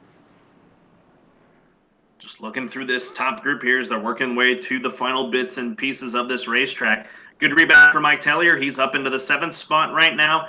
Spencer Hardison, he's been hanging around despite the early troubles. He's in 11th right now. Tom Bourne, he's a guy that's been running good tonight but struggling at the moment. He's 12th. And despite going off course about 5 times in the first 2 laps, Travis Daly hanging on the lead lap. He is 14th, likely going to be the last car on the lead lap as Philip Scott is still sitting in the pits as the rough night that started off good but is getting more rough for the 8 is starting to slowly get worse. Here we go. Justin Munsell, Shane Tarian, Caleb Smith, Garrett Powell, and Tristan Maher, the top 5. Who's going to try and hold off this 87 tonight as the pace car makes what hopefully will be the last time into the pits? What does Munsell and Tarian have for the 87 here with Caleb Smith with him as well? Green flag back in the air as we're out of the stage. Caution, Justin Munsell gets away rather quickly. Shane Tarian and Caleb Smith, they're away as well, as Powell is going to settle into the 4th spot, it looks like, as to head to the first corner. First time we've really seen Powell in this heavy of traffic. How can this 87 car get through? Already side by side with Caleb Smith, getting through corner number 1, so much smoother. Through 2, still side by side, and now into 3. But it looks like Powell able to get by and now up to 3rd place. It's up to Shane Tarian and Munsell to just continue to try to pull away as far as they can. But here comes that 87 machine. 1.7 is the gap. He's chipping away half a tenth a second, it looks like. as Caleb Smith might start to fall under fire here from the 17. Terrian good through that corner. Powell going to try and close up on him as well as the gap is closing. Couple cars off the racetrack further back. Robert Kenny gets a little out of shape. Our first one under this green flag run, but looks like he is okay. But here comes the going to be involved. On board, Bronson Stafford all caught up into this thing. Not enough to bring out a full course. Yellow, Tellier, Bourne, and others, they get it back going. And okay, as Landon Aller spins onto the racetrack there in front of trouble, but he looks like he'll clear into trouble as Garrett Powell has gotten around Shane Terrian, and now his sights are set on the 98 of Justin Munsell. I'm just watching the cars in the middle. The car that has been the center point of all this wrecking has got to be Bronson Stafford in the 61. He got it to Spencer Hardison and then into Bourne, and now he just ran into the back bumper of Matt Dyer. Whoa! Tristan Maher in trouble in the S's. Maher going to be going around, and I believe also another car in the back half, and it's going to be Nathan Hall going to be pulling it in, but Maher coming in all crazy. Loses spots to Caleb Smith. Oh, Matt Dyer just on Bronson Stafford, and Dyer goes around in front of Daly. Lots of trouble just happening all over this racetrack. Matt Dyer now backed up against the tire barriers in the gravel trap in some of the final corners. Got to be careful with Bronson Stafford, but they get it going. Now the last two cars on the lead lap. Lots of trouble for early contenders on in this race. Side-by-side action for 11th place as you got Tom Bourne by Tellier side-by-side, and as we were talking about that, Shane Terrian has been passed by Garrett Powell. Powell up to second place. Now he's going after Justin Munsell. Gap now within a second. And when Garrett Powell gets around the 98, it's not a matter of if, it's a matter of when. So my goodness, just a lot of stuff happening on this racetrack. Smith a little off course for a moment, but he keeps it going with Evan Coleman right behind him. Oh my goodness, action all over the place. Garrett Powell, he's cut the gap down to 0.6 of a second. Well, Tom Bourne and Mike Tellier were just bump drafting Bourne off the course, but they were bump drafting down the front stretch for a second there, trying to get by Belmonte. Bourne now going to be falling back to Bronson Stafford and losing even more positions. But back up front, you've got a lot of drivers. Track and Powell's going to get around him. As just like that, Powell doesn't even have to put in any work as Munsell off course, like you said, and now he's going to just start pulling away from the rest of the field. That might have been the move of the race. Munsell trying to get to the back bumper to try and get the 87 off the racetrack and try to get around him the dirty way, but can't quite do it as now the 87 has gapped the 98, and with that little bit of damage to Munsell's tires, that should allow the 87 to just check out for the final 15 laps of this race. Garrett Powell, part of DSM, going to be trying to pull away, and also he's already won stage 1 and 2. Why not go and try to get the victory lane? Munsell trying to do what he can to reel him in. It just can't quite do it. The best laps between these guys has been a full second between them as Powell gets a little off course for a minute, but gets it back out there. Not much damage done there. Looking through the field, battling might start happening up here in the S's as Caleb Smith trying to run down Evan Coleman. Look at these guys. Some of these guys we don't even talk about week in and week out running well up here inside the top 5 at Road America. Yeah, also other passes that might be getting set up here is back in 12th place where Daly's about to be under fire by Dyer. And then in front of them, they've got Woodruff that almost gets out of shape trying to get on the brakes there. Thought he was going to turn right into the 15 there as they clear him again. Woodruff 2 laps down in 16th. Bronson Stafford's up with these guys as well as here comes Dyer.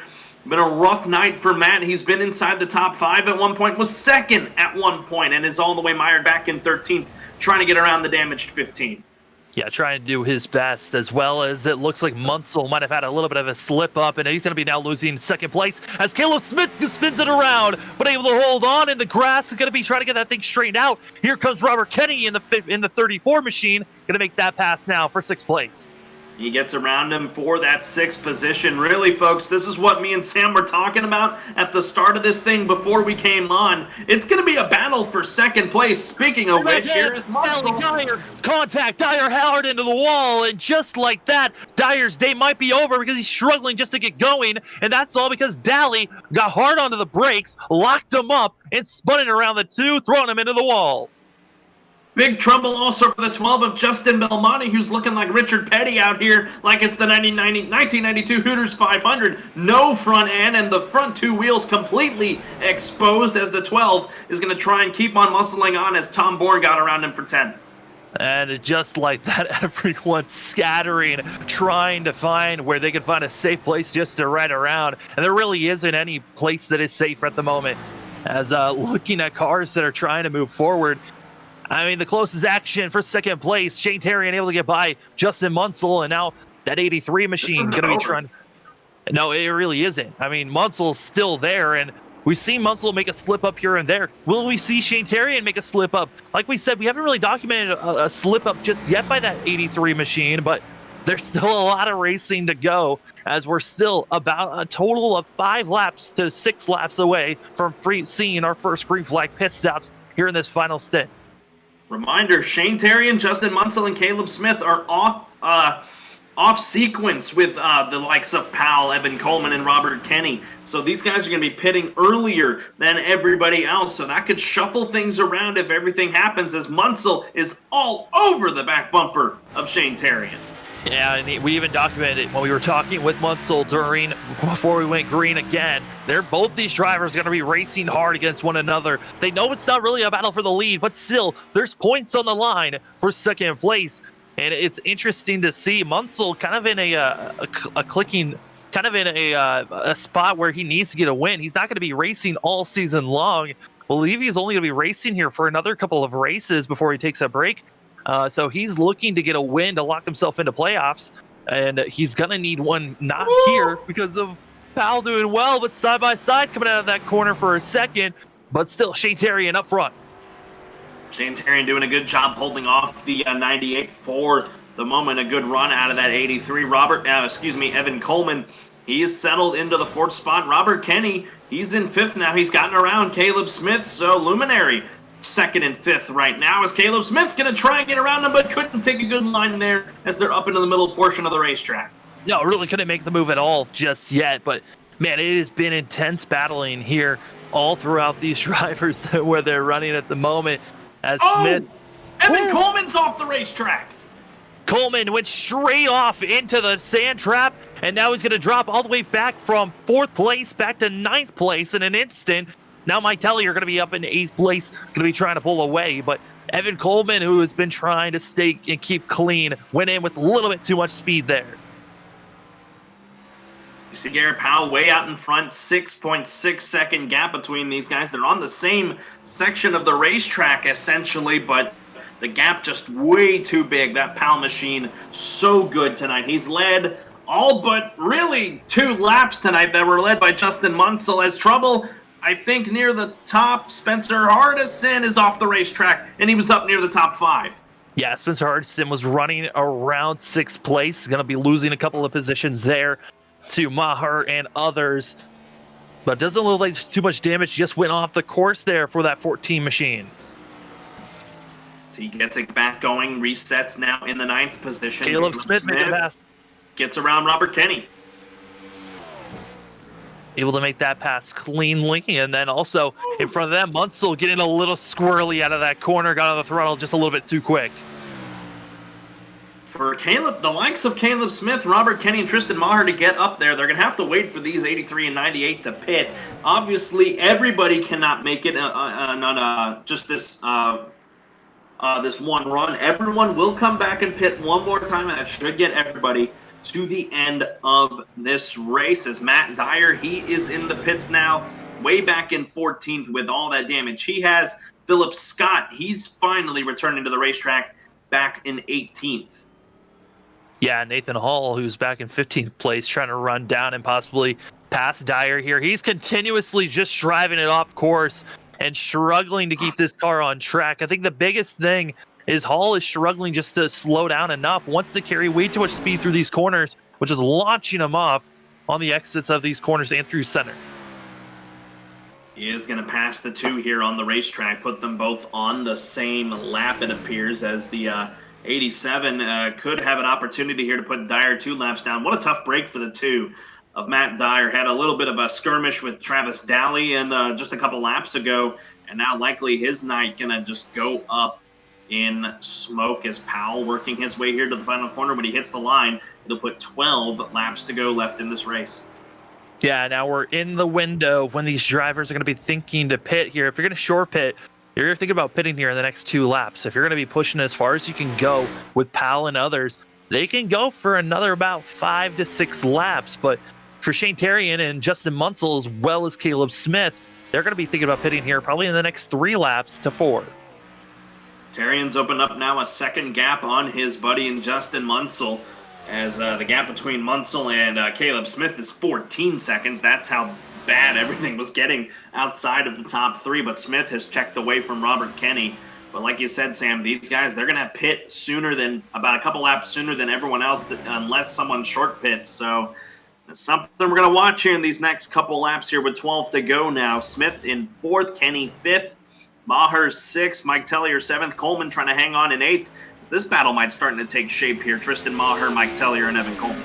Yeah, Evan Coleman's really been catching up to the 3 of Mike Tellier here, and they've been both working very well to get up to Maher. And Maher right now has been just losing time, not really been able to figure out how to carry the speed through the corners here and losing time that way, as Tellier, who's got quite a bit of damage around that 3 machine.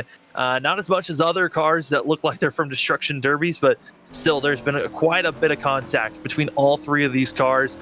But they're all within about a second and a half. Any type of mistake by any one of them is going to cost them at least the position, unless you're Coleman.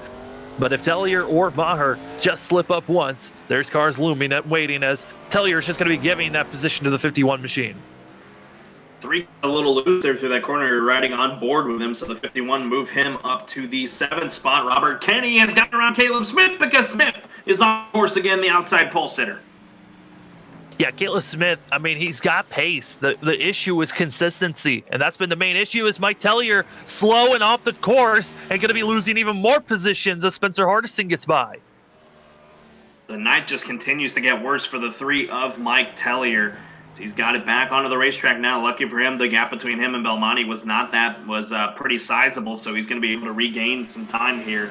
He's going to lose a lot of time to everyone that was in front of him, though, as Justin Munsell, he has fallen way off now from the 83 of Shane Terrian, as he's a little tight there on last exit, as he's going to just start falling away. He's settled into 3rd, though, but he's going to have to pit within the next lap or 2. Yeah, now what we're starting to see is Kenny's fallen off pace, as well as Caleb Smith. Both of them have gone off course a couple of times, which now brings in Maher here, trying to give a chance. And I mean, these drivers really are struggling with grip the longer this run goes on, and that's why we're seeing so many cars going off course, is with the heavily damaged vehicles and the way they're running. And if you, I mean, you've got the battles that are going on. Like we said, but Aller is going to spin around, and now we got the 77 and the 33 locked front bumpers, as they were both facing the wrong way, but both of them looking like a bunch of modifieds out here with the way their cars are looking. Right in front of the leader, too, Garrett Powell. Powell now is going to be has gone by Aller. Now he's going to have to figure out how to get by Woodruff in that very damaged 77 machine. That's going to be put in the car in 15th place, 3 laps down, as Woodruff going to be just driving it off course and getting it back going, as he'll be cutting across the course there for the 77, as everyone is just struggling so much to find the pace and the speed. We'll back up for that battle for 5th place. Tristan Maher able to get by Robert Kenny. He clears the 34 Luminary machine, the Toyota Camry of Robert Kenny. Maher is rebounded to 5th. Evan Coleman's going to set his sights now on Robert Kenny. Caleb Smith trying to get away from these guys up in that 4th spot. It's only before long he has to surrender that spot and head down into the pits, as he is still running up there in 4th. That battle between Kenny and Coleman, it's starting to spread out a little bit, so I'm looking through the field, see if there's much else going on. A couple of Luminary guys, Bronson Stafford and Tom Bourne, near each other, as Bronson Stafford, like you said, a lot of these guys starting to look like some wheel and modifieds out here, as Stafford has no front bumper. His front 2 wheels are exposed very clearly, and I don't think he has a rear bumper either, so it's only before long he loses the left and right sides too, I guess. And Belmonte, he got off track here, so that's going to open the door for Stafford to try and make a pass. Stafford's going to be trying to make the pass and will make the pass, as both of these drivers, as damaged as they are, still running as strong as they can. First car that's going to be in the pit road, though, 1 lap is going to be 3 laps down. Woodruff's coming into the pits, and also car that's going to be 1 lap down, that's going to be Travis Daly, who's coming into the pits, getting fuel and trying to get back out onto the course. for I that think he missed 15 his machine. box, Sam. I think he missed his box because he was only in there for about 0.5 seconds on my ticker here. He may have missed his stall, so he's going to lose some time here and come back around the only car one lap down in Travis Dowley. And Caleb Smith's now going to be pulling it in and taking a look here at this pit stop for the 15. As also looks like Spencer Hardison's going to be pulling in the pits. He looks like he was in the pits. I think the telemetry might have been off on. That may have been just a glitch. Yeah, he was in there, got fuel, got back out there, didn't take tires, only fuel for the 15 machine, which is really risky on the fact that we're going to be running for so long. I would imagine that everyone that's coming in now would be taking tires and fuel to make it to the end. Smith back out onto the racetrack now. Bronson Stafford, he is into the pits as well. Spencer Hardison now leaving the pits, as it looks like Stafford now the only guy that's out there in the pits at the moment. Shane Terrian, speaking of him, he had about a 6-second lead over Justin Munsell, and that's been cut in half. So you just see the Munsell machine pop into screen for a moment. So I don't know if Terrian's just backed it off here, knowing that he's going to have to pit in a minute here because we just saw Caleb Smith pit. So I'm expecting the 83 and 98 in this time by. Yeah, I might have had to back it down, feeling like, hey, this is going to be close. Let's back it down, make sure we're good to make it fuel-wise to the end. But the control car we're going to be looking at is Caleb Smith. How much time is he going to be gaining here with fresh tires and fuel to make it here to the end? Ooh, kind of cookie cutter that corner there with 9 laps to go now in the race. Garrett Powell, actually he's just taken the 9 laps to go as Smith here is working away through the back portion of this course now. This long hairpin turn through the Road America sign there as he's sitting in 10th right now as on the racetrack in pits, Shane Terrian and Justin Munsell both in. And now we keep our eyes out for Garrett Powell, who's going to be coming into the pits here probably in the next 2 to 3 laps or so for this machine. Actually, we could be seeing him coming in probably in a lap or 2 for the 87 car. And it's going to be close for a lot of these machines that need to pit, but we still have a lot of cars that need to come into the pits. We've got Garrett Powell, Evan Coleman, our front 2, they need to come in. And then you also got Mike Tellier, Tom Bourne, Belmonte, they need to come in. And then also I think Nathan Hall needs to come in one more time, and he can make it to the end. Evan Coleman has gotten around these guys and up into the second spot now. We know that him and Powell will have to pit at some point here. As Terrian and Munsell both return to the racetrack now in 3rd and 4th. The gap for Terrian, I'm trying to look at it here. It's well over a minute, obviously, as an extended stay for Bronson Stafford in the pits to repair damage, so he's off the lead lap now. That's going to leave us with 11 cars on the lead lap, getting about to that point where you were making, Sam, that we could just have 10 left in this race. We're 1 spot away from that for having 10 cars just on the lead lap, as a couple more cars head to the pits, Justin Belmonte and Tom Bourne. As well as looking at it, Mike Tellier pulling it in the pits, so expecting a lot of cars to come in, get repairs done, and get back out there if needed, but this has been a crazy race for everyone except for Garrett Powell, it looks like. Garrett Powell has had a couple of moments where cars are spinning in front of him, but so far nothing too dramatic, as right now Justin Munsell is starting to run down Shane Terrian, and Terrian might have had a little bit of a slip up because Munsell is right on the back tip bumper of that 83 machine.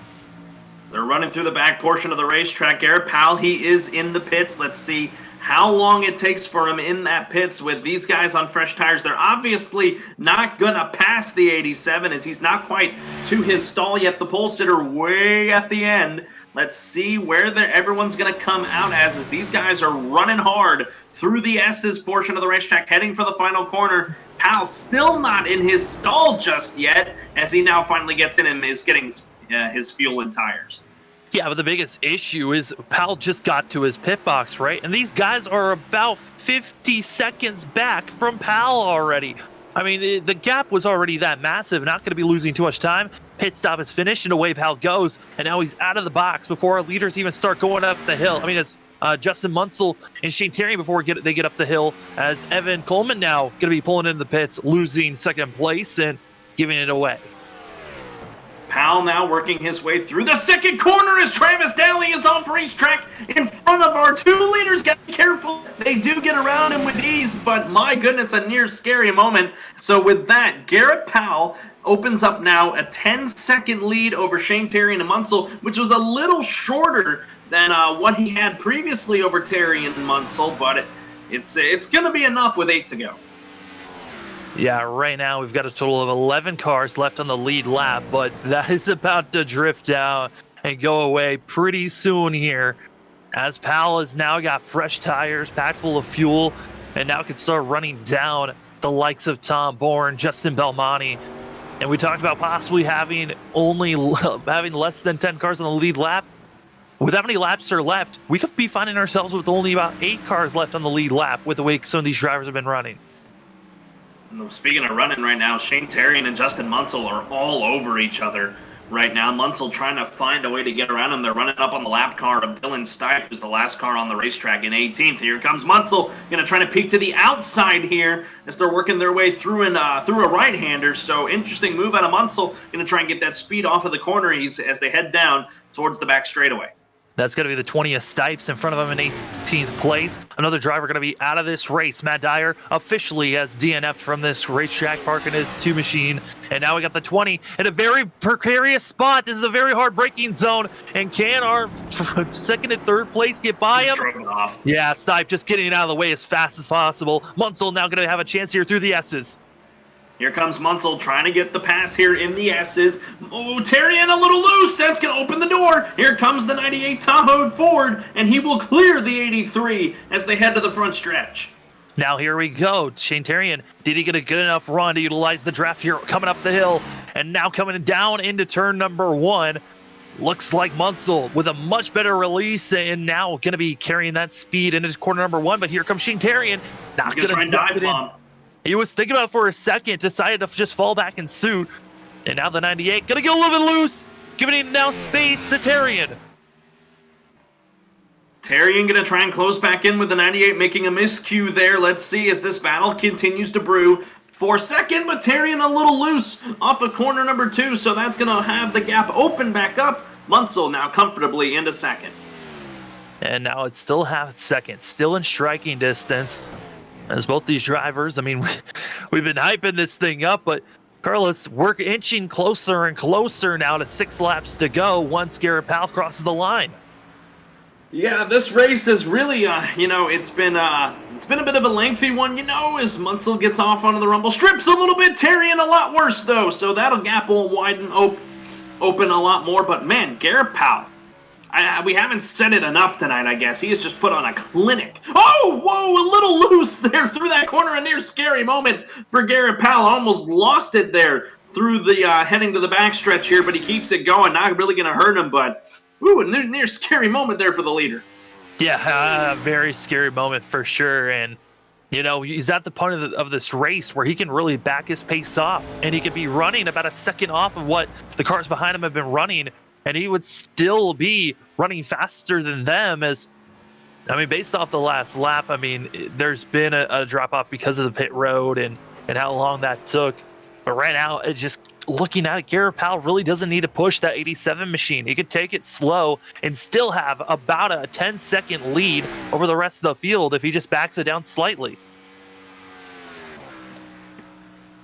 Getting word from the ear in my ear from our producer that the earlier wreck between Matt Dyer and Travis Daly, they flipped on the racetrack. I don't know if we're going to be able to go back and look at it. My producer says no. So, wow, that's something you don't hear every day, a flip at Road America. I saw them wreck. I didn't think I saw them flip, but if that's exactly what happened, it was a massive run that was going on there between those drivers, and surprising to see.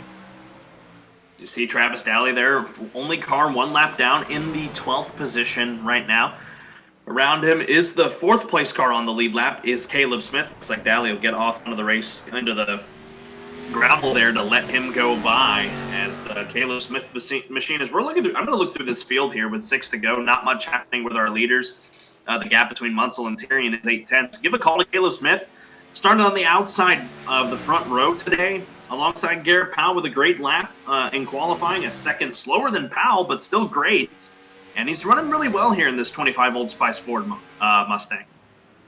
Yeah, I went back to that wreck that was notified that there might have been a flip. There was a lot of spinning. I did not see any flipping, though, between those drivers. But still, hard racing for sure. Close racing at the moment, though, is going to be a battle for 8th place.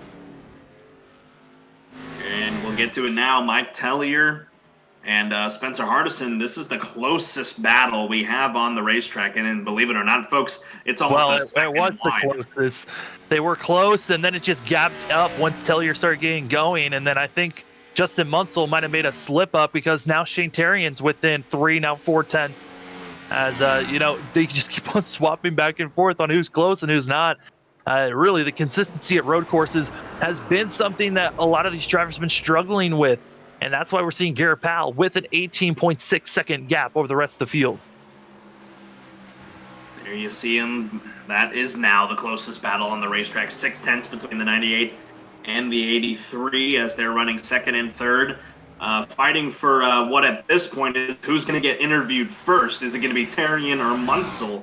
Because obviously Powell's going to be the last one for the night, but we'll see how these guys settle it out between each other here as we have now 5 laps to go in this race as they close in on the lap machine of Blaine Woodruff.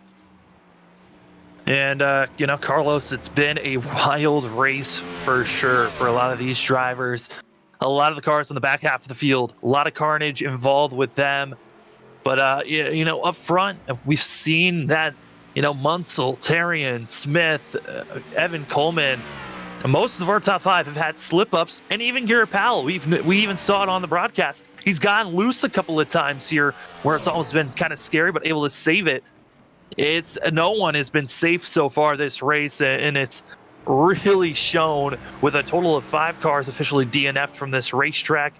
And with Bronson Stafford still trying to get repairs done, we could almost add 6 cars to that list of cars that are out of this thing. Yeah, Bronson Stafford more than likely going to be out of this thing. He's going to likely fall all the way to 18th. And that's where he's going to finish. The guy that took the checkered flag last week is Munsell off the racing surface with Woodruff in front of him. That's going to allow Terrian to try and get back around him. Side-by-side action there for a second as now Shane Terrian going to be figuring out how to do a crossover move here. Still not able to make the move just yet, but they are close, and here comes Terrian with a head of steam. He also has the tow from the draft, trying to make a move here possibly, as they're now coming to a very technical corner here, coming up to corner number 9. This is going to be a difficult spot for these drivers. It's a quick, hard-braking zone. One mistake can throw you up into the gravel. Shane Terrian really did try to dive it in there, but hard on the brakes to make sure he didn't take out Munsell.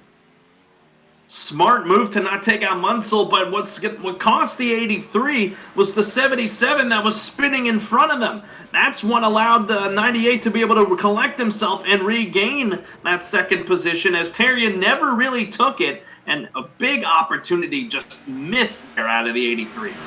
It's not over yet, as they're going to be continuing to try to battle back and forth. Still plenty of time. Yes, they're only on lap 42, and yes, there's only 4 laps left in this race, but there is still plenty of time. 4 miles, over 2 minutes on this course per lap, as Munsell goes off course, giving more space, and that gives the position to Shane Terrian as Munsell spins it around in the 98. He keeps it on the grass, so he should be able to get it back out there. Does this open the door for Caleb Smith to try and make up some time and battle as Munsell drives it back onto the racing surface? Oh my goodness, here comes Woodruff, who just wrecked with him just half a lap ago. Big trouble. And he spins again. He's off the racetrack. Lots of trouble. That's going to allow Caleb Smith to come into the battle. Caleb Smith now going to go for 3rd place. Munsell still slipping and sliding as he goes around again into the wall for the 98 machine, who was running 2nd and now going to be dropping down to 4th, possibly down to 5th, because here comes Maher going to be taking that position as the 98 finally gets back on the course. But those tires are so burnt up. Where will he finally finish? As Evan Coleman's about 3 corners back. As that's the lap machine of Dylan Stipe that is running up on the 98, so some shuffling in the top 3. Munsell falls all the way back to 5th, And now Caleb Smith is in a spot to maybe get a talk with us after this race. That's basically what these guys are racing for at this point, because Garrett Powell is checked out. He's left the hotel, checked out, and is heading on to Indianapolis at this point. So with 3 laps to go as he's coming to the line right now, it is looking very good for the 87. It's looking fabulous for Garrett Powell. I mean, he's been the car to talk about coming into this week with the way that he dominated back at Watkins Glen, with some of the newcomers that were coming in with Shane Terrian, Caleb Smith, Matt Dyer, and others that were not at Watkins Glen. We thought maybe they would have something for this 87 machine, but Garrett Powell, and really just wheeling it at these road courses, no one had a chance, as he's been running about a second or more faster than the rest of the field, gapping them lap after lap, and right now leaving us with a total of 9 drivers left on the lead lap. But it doesn't mean that he's done lapping them, as he's trying to run down Spencer Hardison. But Spencer Hardison luckily has over, believe, 20 seconds of room to work with here, as Powell, he's running down, 3 laps to go for this 87 machine. Spencer's a little closer than you think. It's about a full straightaway, if you will, between the 87 and the 14. So if the 14 makes a mistake, he could fall off the lead lap and leave only 8 cars on the lead lap. Mike Tillier is the guy that's really in good shape right now. Trouble! Evan Coleman off the racetrack in 6th. Evan Coleman, who was trying to run down Justin Munsell, he'll be coming off the course, trying to get back on going, and that's going to give Robert Kenny now 6th position. And, just like that, as we're coming to the end of this thing, a lot of drivers, they're feeling the pressure. They can't make a mistake, and overthinking might be the cause of some of these mistakes right now. Big buckle on the front end of Evan Coleman was poised for trying to close in on a top 5 finish if he could get around Munsell. Not going to be the case tonight unless something drastic happens in these final 2.5 laps. As Garrett Powell's working his way through the back end of the course right now, he is going to come and put 2 laps to go on the board. Shane Terrian comfortably now in the 2nd position, 26 seconds behind Powell. Caleb Smith comfortably in 3rd, 10 seconds ahead of Tristan Maher, who is 4th, surrounded by the 77 of Blaine Woodruff. And then Justin Munsell all by himself in the 5th spot after having a lot of trouble with when he was battling the 83. Yeah, right now, looking at a lot of these drivers in the back half, I mean, it's so interesting to see the amount of carnage that has happened here at Road America. I believe almost every car has some type of damage. I think the only machine that might not is Garrett Powell, but everyone else has had some type of contact with someone else, and it's been a wild race, that's for sure here.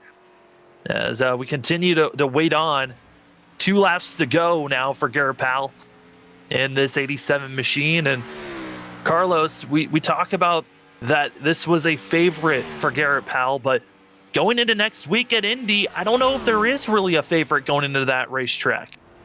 It's not, because that track, depending on the weather conditions that happen at random, if it's slick, it is going to be anybody's race, essentially, if it's slick out there. If the cars have a little more grip, it could play into the factor of guys at Luminary. If Shane Terrian and others make it out there to Indy, it could play into their factor. They've shown some good speed on these long courses. You saw it at Michigan last week.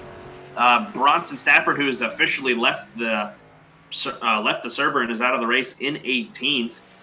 He showed a lot of prowess last week at Michigan. And Shane Terrian, he won at Dover. I know it's not a long speedway, but he's got speed at those intermediate to long tracks. As Garrett Powell's going to start running in on some lap traffic here, Landon Allers, and I believe in front of him is Spencer Hardison. Yeah, it's going to be Allers, Hardison, and in front of them, I don't believe you got Allers, Hardison, and in front of them you got Philip Scott, who Scott running in 16th position after being pit road. You know, you could scare some people with some of the weird racing that some of these drivers have been doing, and scary moments they've been personally doing, for sure. That's Garrett Powell that had that near scary moment as he nearly spun it on one of the final corners here. He's having a little trouble getting around Landon Allers. He will clear him, though. Let's see how the 14 races him. Should just let him go by, even though it's a battle of who gets put down a lap, and that be Spencer Hardison as the white flag is in the air. 1 lap to go for Garrett Powell. He's led all but the 2 laps that Justin Munsell led under yellow. But every green flag lap, he has been the man tonight, dominant, and is poised for his 3rd win. Yeah, Garrett Powell trying to get his 3rd win, 2nd win at a road course. Going to be 2 for 2 at the road courses, and in 2 weeks, he's going to try again at the Roval to try to win all 3 road courses this season. But Garrett Powell, the favorite, the dominant racing. But right now, a battle that is coming to the end of this race, it's going to be Robert Kenny and Evan Coleman trying to make a pass here for 6th place. You see them here as they're working with their way through the back portion of the course here. Let's see who ends up with 6. Will it be Robert Kenny in his return race since Dover? He got 3rd at Dover. He's going to be poised for a 6th place finish tonight unless Evan Coleman has something to say about it, as Garrett Powell has gotten around Spencer Hardison. And that puts it now just 8 cars on the lead lap, and that is where it will finish. Hardison tried to hold out, but loses his lead lap on the final lap of the race. And now we've got Garrett Powell coming around the carousel here. Corners number 10 and 11.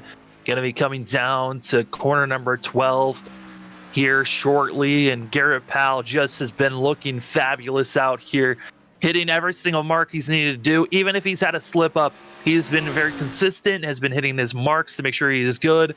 But man, it has been a hard race for sure. Tom Bourne going to be, wrecking out, just towing to pit road for that 54 machine, not the way that he wanted to end this race for himself. But Garrett Powell coming through the last couple of S's here. He's coming to the end of this thing. Carlos, it was a dominating run for sure for this DSM crew and the way that they really wanted to finish this race off. Garrett Powell rounds the final corner and heads up the Road America hill. He is going to come to the line and win his 3rd race of the season. Garrett Powell for DSM is going to take the victory tonight here in Elkhart Lake, Wisconsin at Road America. What a win in dominating fashion for the 87 of Garrett Powell. It really is, and now the rest of the field, they have to figure out how to get through this course and try not to make any mistakes. It's about them trying to make as many smooth corners as they can. As some of the closer action, you've got Tristan Maher with over a 4-second gap over Justin Munsell. If he can keep it clean, he's good. But man, all these drivers trying to make it across. Shane Terrian finally crossing the finish line with 31-second difference between 1st and 2nd. And these drivers all trying to make it across. As Caleb Smith now going to see if he can finish in 3rd place, as he's just going to make it around a couple more bends, and up the hill he comes. Here he comes, the 25 Old Spice machine started 2nd tonight. He'll finish 3rd as he heads under the NTT sign and hits the line. 3rd place for Caleb Smith. We'll talk to him first once everyone else is starting to settle down in this race. Tristan Maher going to come out in 4th as he heads up the hill, and he'll hit the line. Same for Justin Munsell. He'll finish out in 5th. Evan Coleman got around Robert Kenny. Kenny into the tire barrier, which is going to give an advantage here to the 3 of Mike Tellier that's coming. Trying to watch him here, looking at it. I don't see where Tellier's at. He's got a lot of other trouble happening around him as Blaine Woodruff spins in front of Philip Scott. It looks like Robert Kenny will hang on, though, as he's working here through the final couple corners. Just needs to hit his marks, and he should be good here to the finish. But Evan Coleman, he's going to get 6th as he hit the line.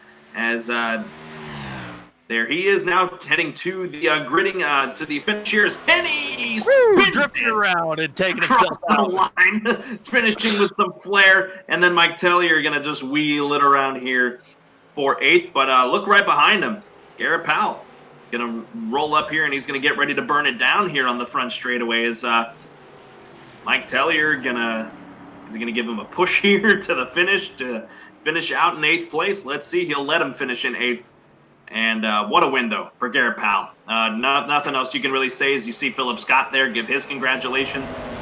Your friends, teammates coming across the line together to just congratulate each other and just trying to show off, hey, we did it together. This was a team effort trying to get this set up for Garrett Powell, and then he just had to wheel it around for this 87 machine that gets to burn it down now on the front stretch. Woo! Nearly got ran over by Blaine Woodruff as he was Hello. coming by. Got to be careful. There's still guys trying to finish this race, Garrett. But, oh my goodness, what a win as he's going to bring it here to the start-finish line. Continue to burn it down here for the no fans that came out tonight to Elkhart Lake, but everyone watching on FRN on our YouTube page. But what a win for the 87. Dominating performance, as I said.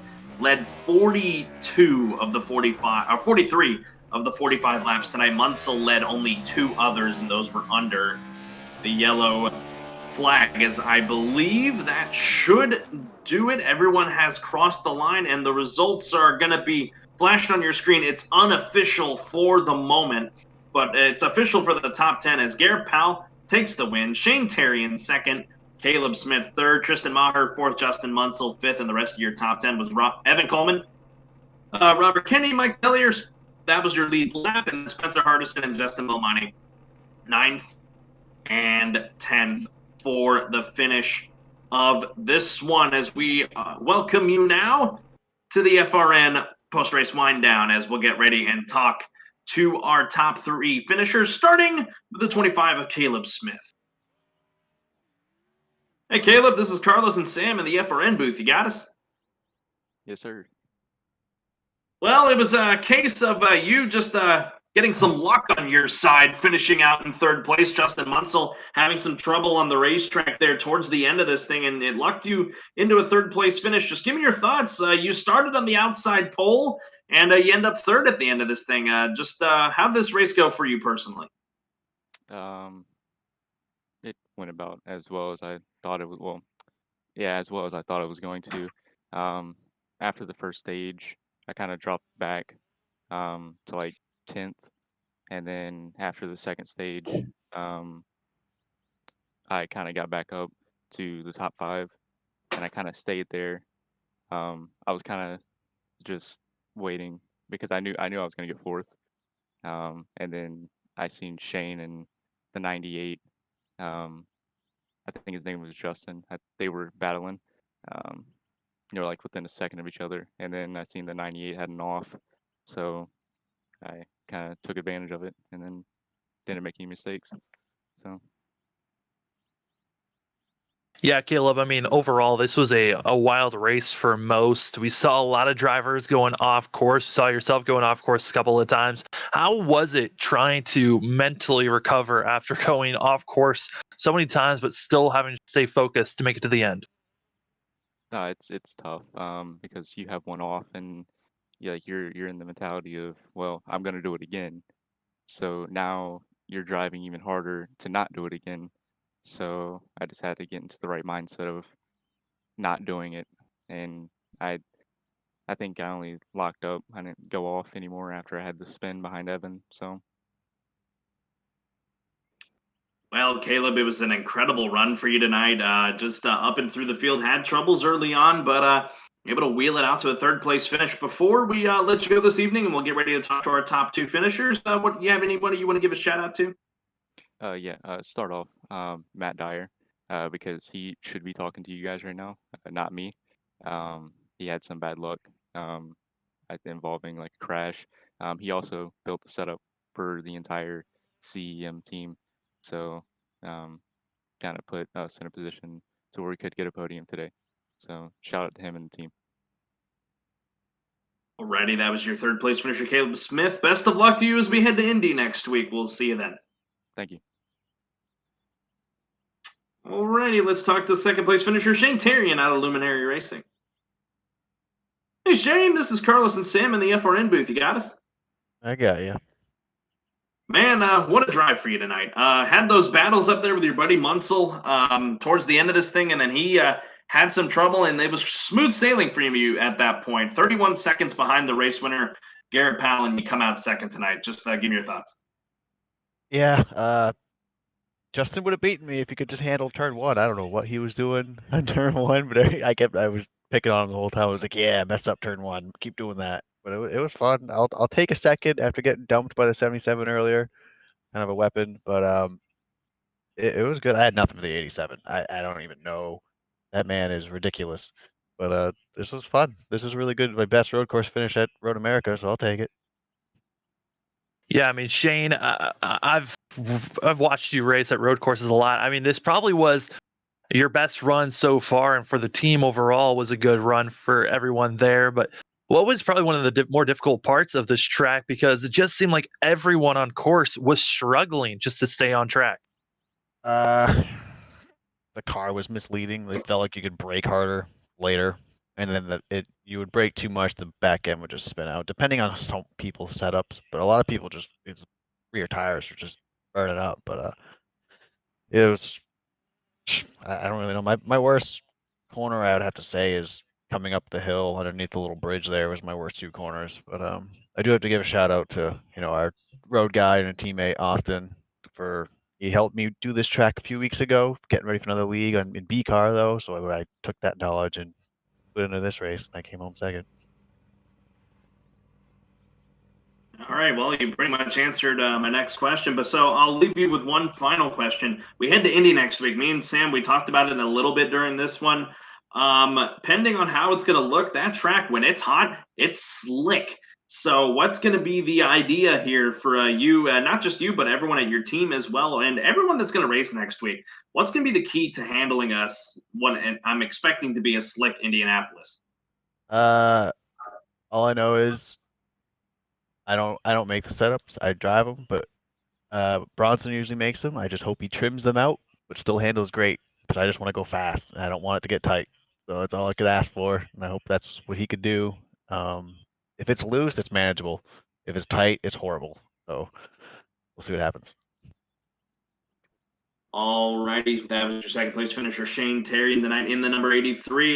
Good luck when you head to Indy. Have a good rest of your night, bud. Yeah, thank you. And now we bring in the man of the hour, the dominant car of the night, the 87 of Garrett Powell out of DSM. Hey, Garrett, this is Carlos and Sam again in the FRN booth. You got us? Hey guys, how you guys doing? Well, our third time talking to you tonight. You won stage 1 with these. You won stage 2 with these. A little bit of a drama at the beginning of stage 3 and the run to the finish, but once you took the lead, you didn't look back. What's your thoughts? Yeah, stage 1 and 2 went pretty well there. I saw those guys go into the pits early at the end of stage 2. Came out knowing that I was going to be probably third or fourth there on the restart. And I mean, I don't know why that was the strategy. I don't know if it was just to try to delay me as long as possible, or who knows, or see if maybe I'm just was bad in traffic or something. But obviously, we got through that pretty quickly, picked off 2 of those guys in a couple of corners, and then got the last one there, I think, by the second lap, or maybe we got him in the first lap. I don't remember, honestly. But, yeah, it was a great race. I had a lot of fun out there, and it's always nice to when you get a kind of a cushion like that for, when you make little mistakes like near the end there and Canada corner, get a little sideways behind a lap car. I think it's just everybody going off there with the sand. It puts so much sand on the track that it just makes it so loose when you're trying to get off of it. So, but luckily, we have that cushion like that and build a lead up so where we don't have to worry about, if something like that happens, I got enough time to get situated and, don't lose a lead because of that. So overall, it was a pretty good race for us. Yeah, I mean, Garrett, we got to talk to you all day long with winning stage 1 and stage 2. So we kind of have a sense of how you felt during this race. Going into these next 2 races at Indy and then the Roval, how are you feeling about these upcoming racetracks? Yeah, Indy should be pretty fun. I run pretty decent there, so as long as we don't get into any drama with other cars around us, I think we should be on for a pretty decent finish. Hopefully, we get some nice green flag runs there because everyone kind of spreads out pretty quickly. So, really kind of play the strategy of that track, see how that goes. The Roval, driven it a couple times, not so much in a race setting, just like some practice laps. Haven't driven in the open setup yet, so we'll kind of see what happens there. I'm not as confident as like a Watkins Glen or Road America going to the Roval because I haven't really raced there before yet. So, but I mean, I'm pretty confident in my road course ability that I'll be able to have a little bit of an upper hand compared to most of the guys. So, looking forward to the next 2 weeks. Should be pretty good racing all around. All righty, Garrett. Before we let you go this evening, as always, your third win of the year, but so pretty used to hearing this at this point. What you got for shout-outs? Once, as always, the DSM and Lawful Motorsports guys, practicing all week on the setup and working hard to make sure we got a good car when it comes to Sunday. So couldn't be happier with those guys, working with them. So huge shout out to those guys. Alrighty, that's your race winner, Garrett Powell, picking up his third win on the season, as we've mentioned all night long. Best of luck to you at Indy and then the Roval over the next 2 weeks. Should be a lot of fun to see. Have a good rest of your night and enjoy the win. Appreciate it, guys. You guys have a good night too. Woo! The marathon has come to an end. Sam, what you got for the final thoughts out of this wacky and wild race at Road America? Yeah, it certainly was a little wacky, and there was a lot of cars that were struggling here tonight. And it's kind of just the fact that Road America is a quick track, but also very narrow. If you make a simple mistake, you're off in the grass. We saw that for Munsell, where he lost over 40 seconds with just struggling to get back onto the track because of how loose he was in the grass. And that's what the struggle that a lot of drivers had getting into the sand traps, dropping a lot of sand on the course, which then made it even slicker and slicker. Overall, a lot of these drivers were struggling just to stay on track, and that was just the main thing. And Powell just being dominant, like we saw him back at the Glen, and like we saw him here today, and expecting him to be dominant at the Roval as well. I think right now a lot of drivers got to find a setup and really just figure out the Roval quicker than Powell does. Garrett Powell did what he needed to do today, and he just dominated. And now we head to Indy next week. It's going to be a lot of fun. Same time, same great channel, 9 o'clock Eastern, 8 p.m. Central on the Flatout Racing Network. That wraps things up for the night for FRN. But Sam, I believe you're back again for another round of Slipstream Formula One tomorrow. Yeah, Slipstream Formula One. We already know Bronson Stafford got the championship, but now it's time to find out who's going to get the constructors. Is it going to be Ferrari or AlphaTauri? Check that out tomorrow here on the Flatout Racing Network. And then, of course, throughout the week with our great groups of guys, FTF on Saturdays, the SARG Super Speedway Series, the ASRA, G-Force, Rolling Thunder Gaming, and then, of course, these guys next week, the Clutch Drop Cup Series from Indianapolis. Sam, pleasure to have you in the booth again, sir. It's always a pleasure to be in the booth with you, Carlos. And that will officially wrap things up for the night. For Sam Dyer, I'm Carlos Zimmerman. Thanks so much for joining us here tonight at Road America. Once again, your race winner, Garrett Powell, picking up his third win on the season. Good night from Elkhart Lake. We'll see you in Indy next week.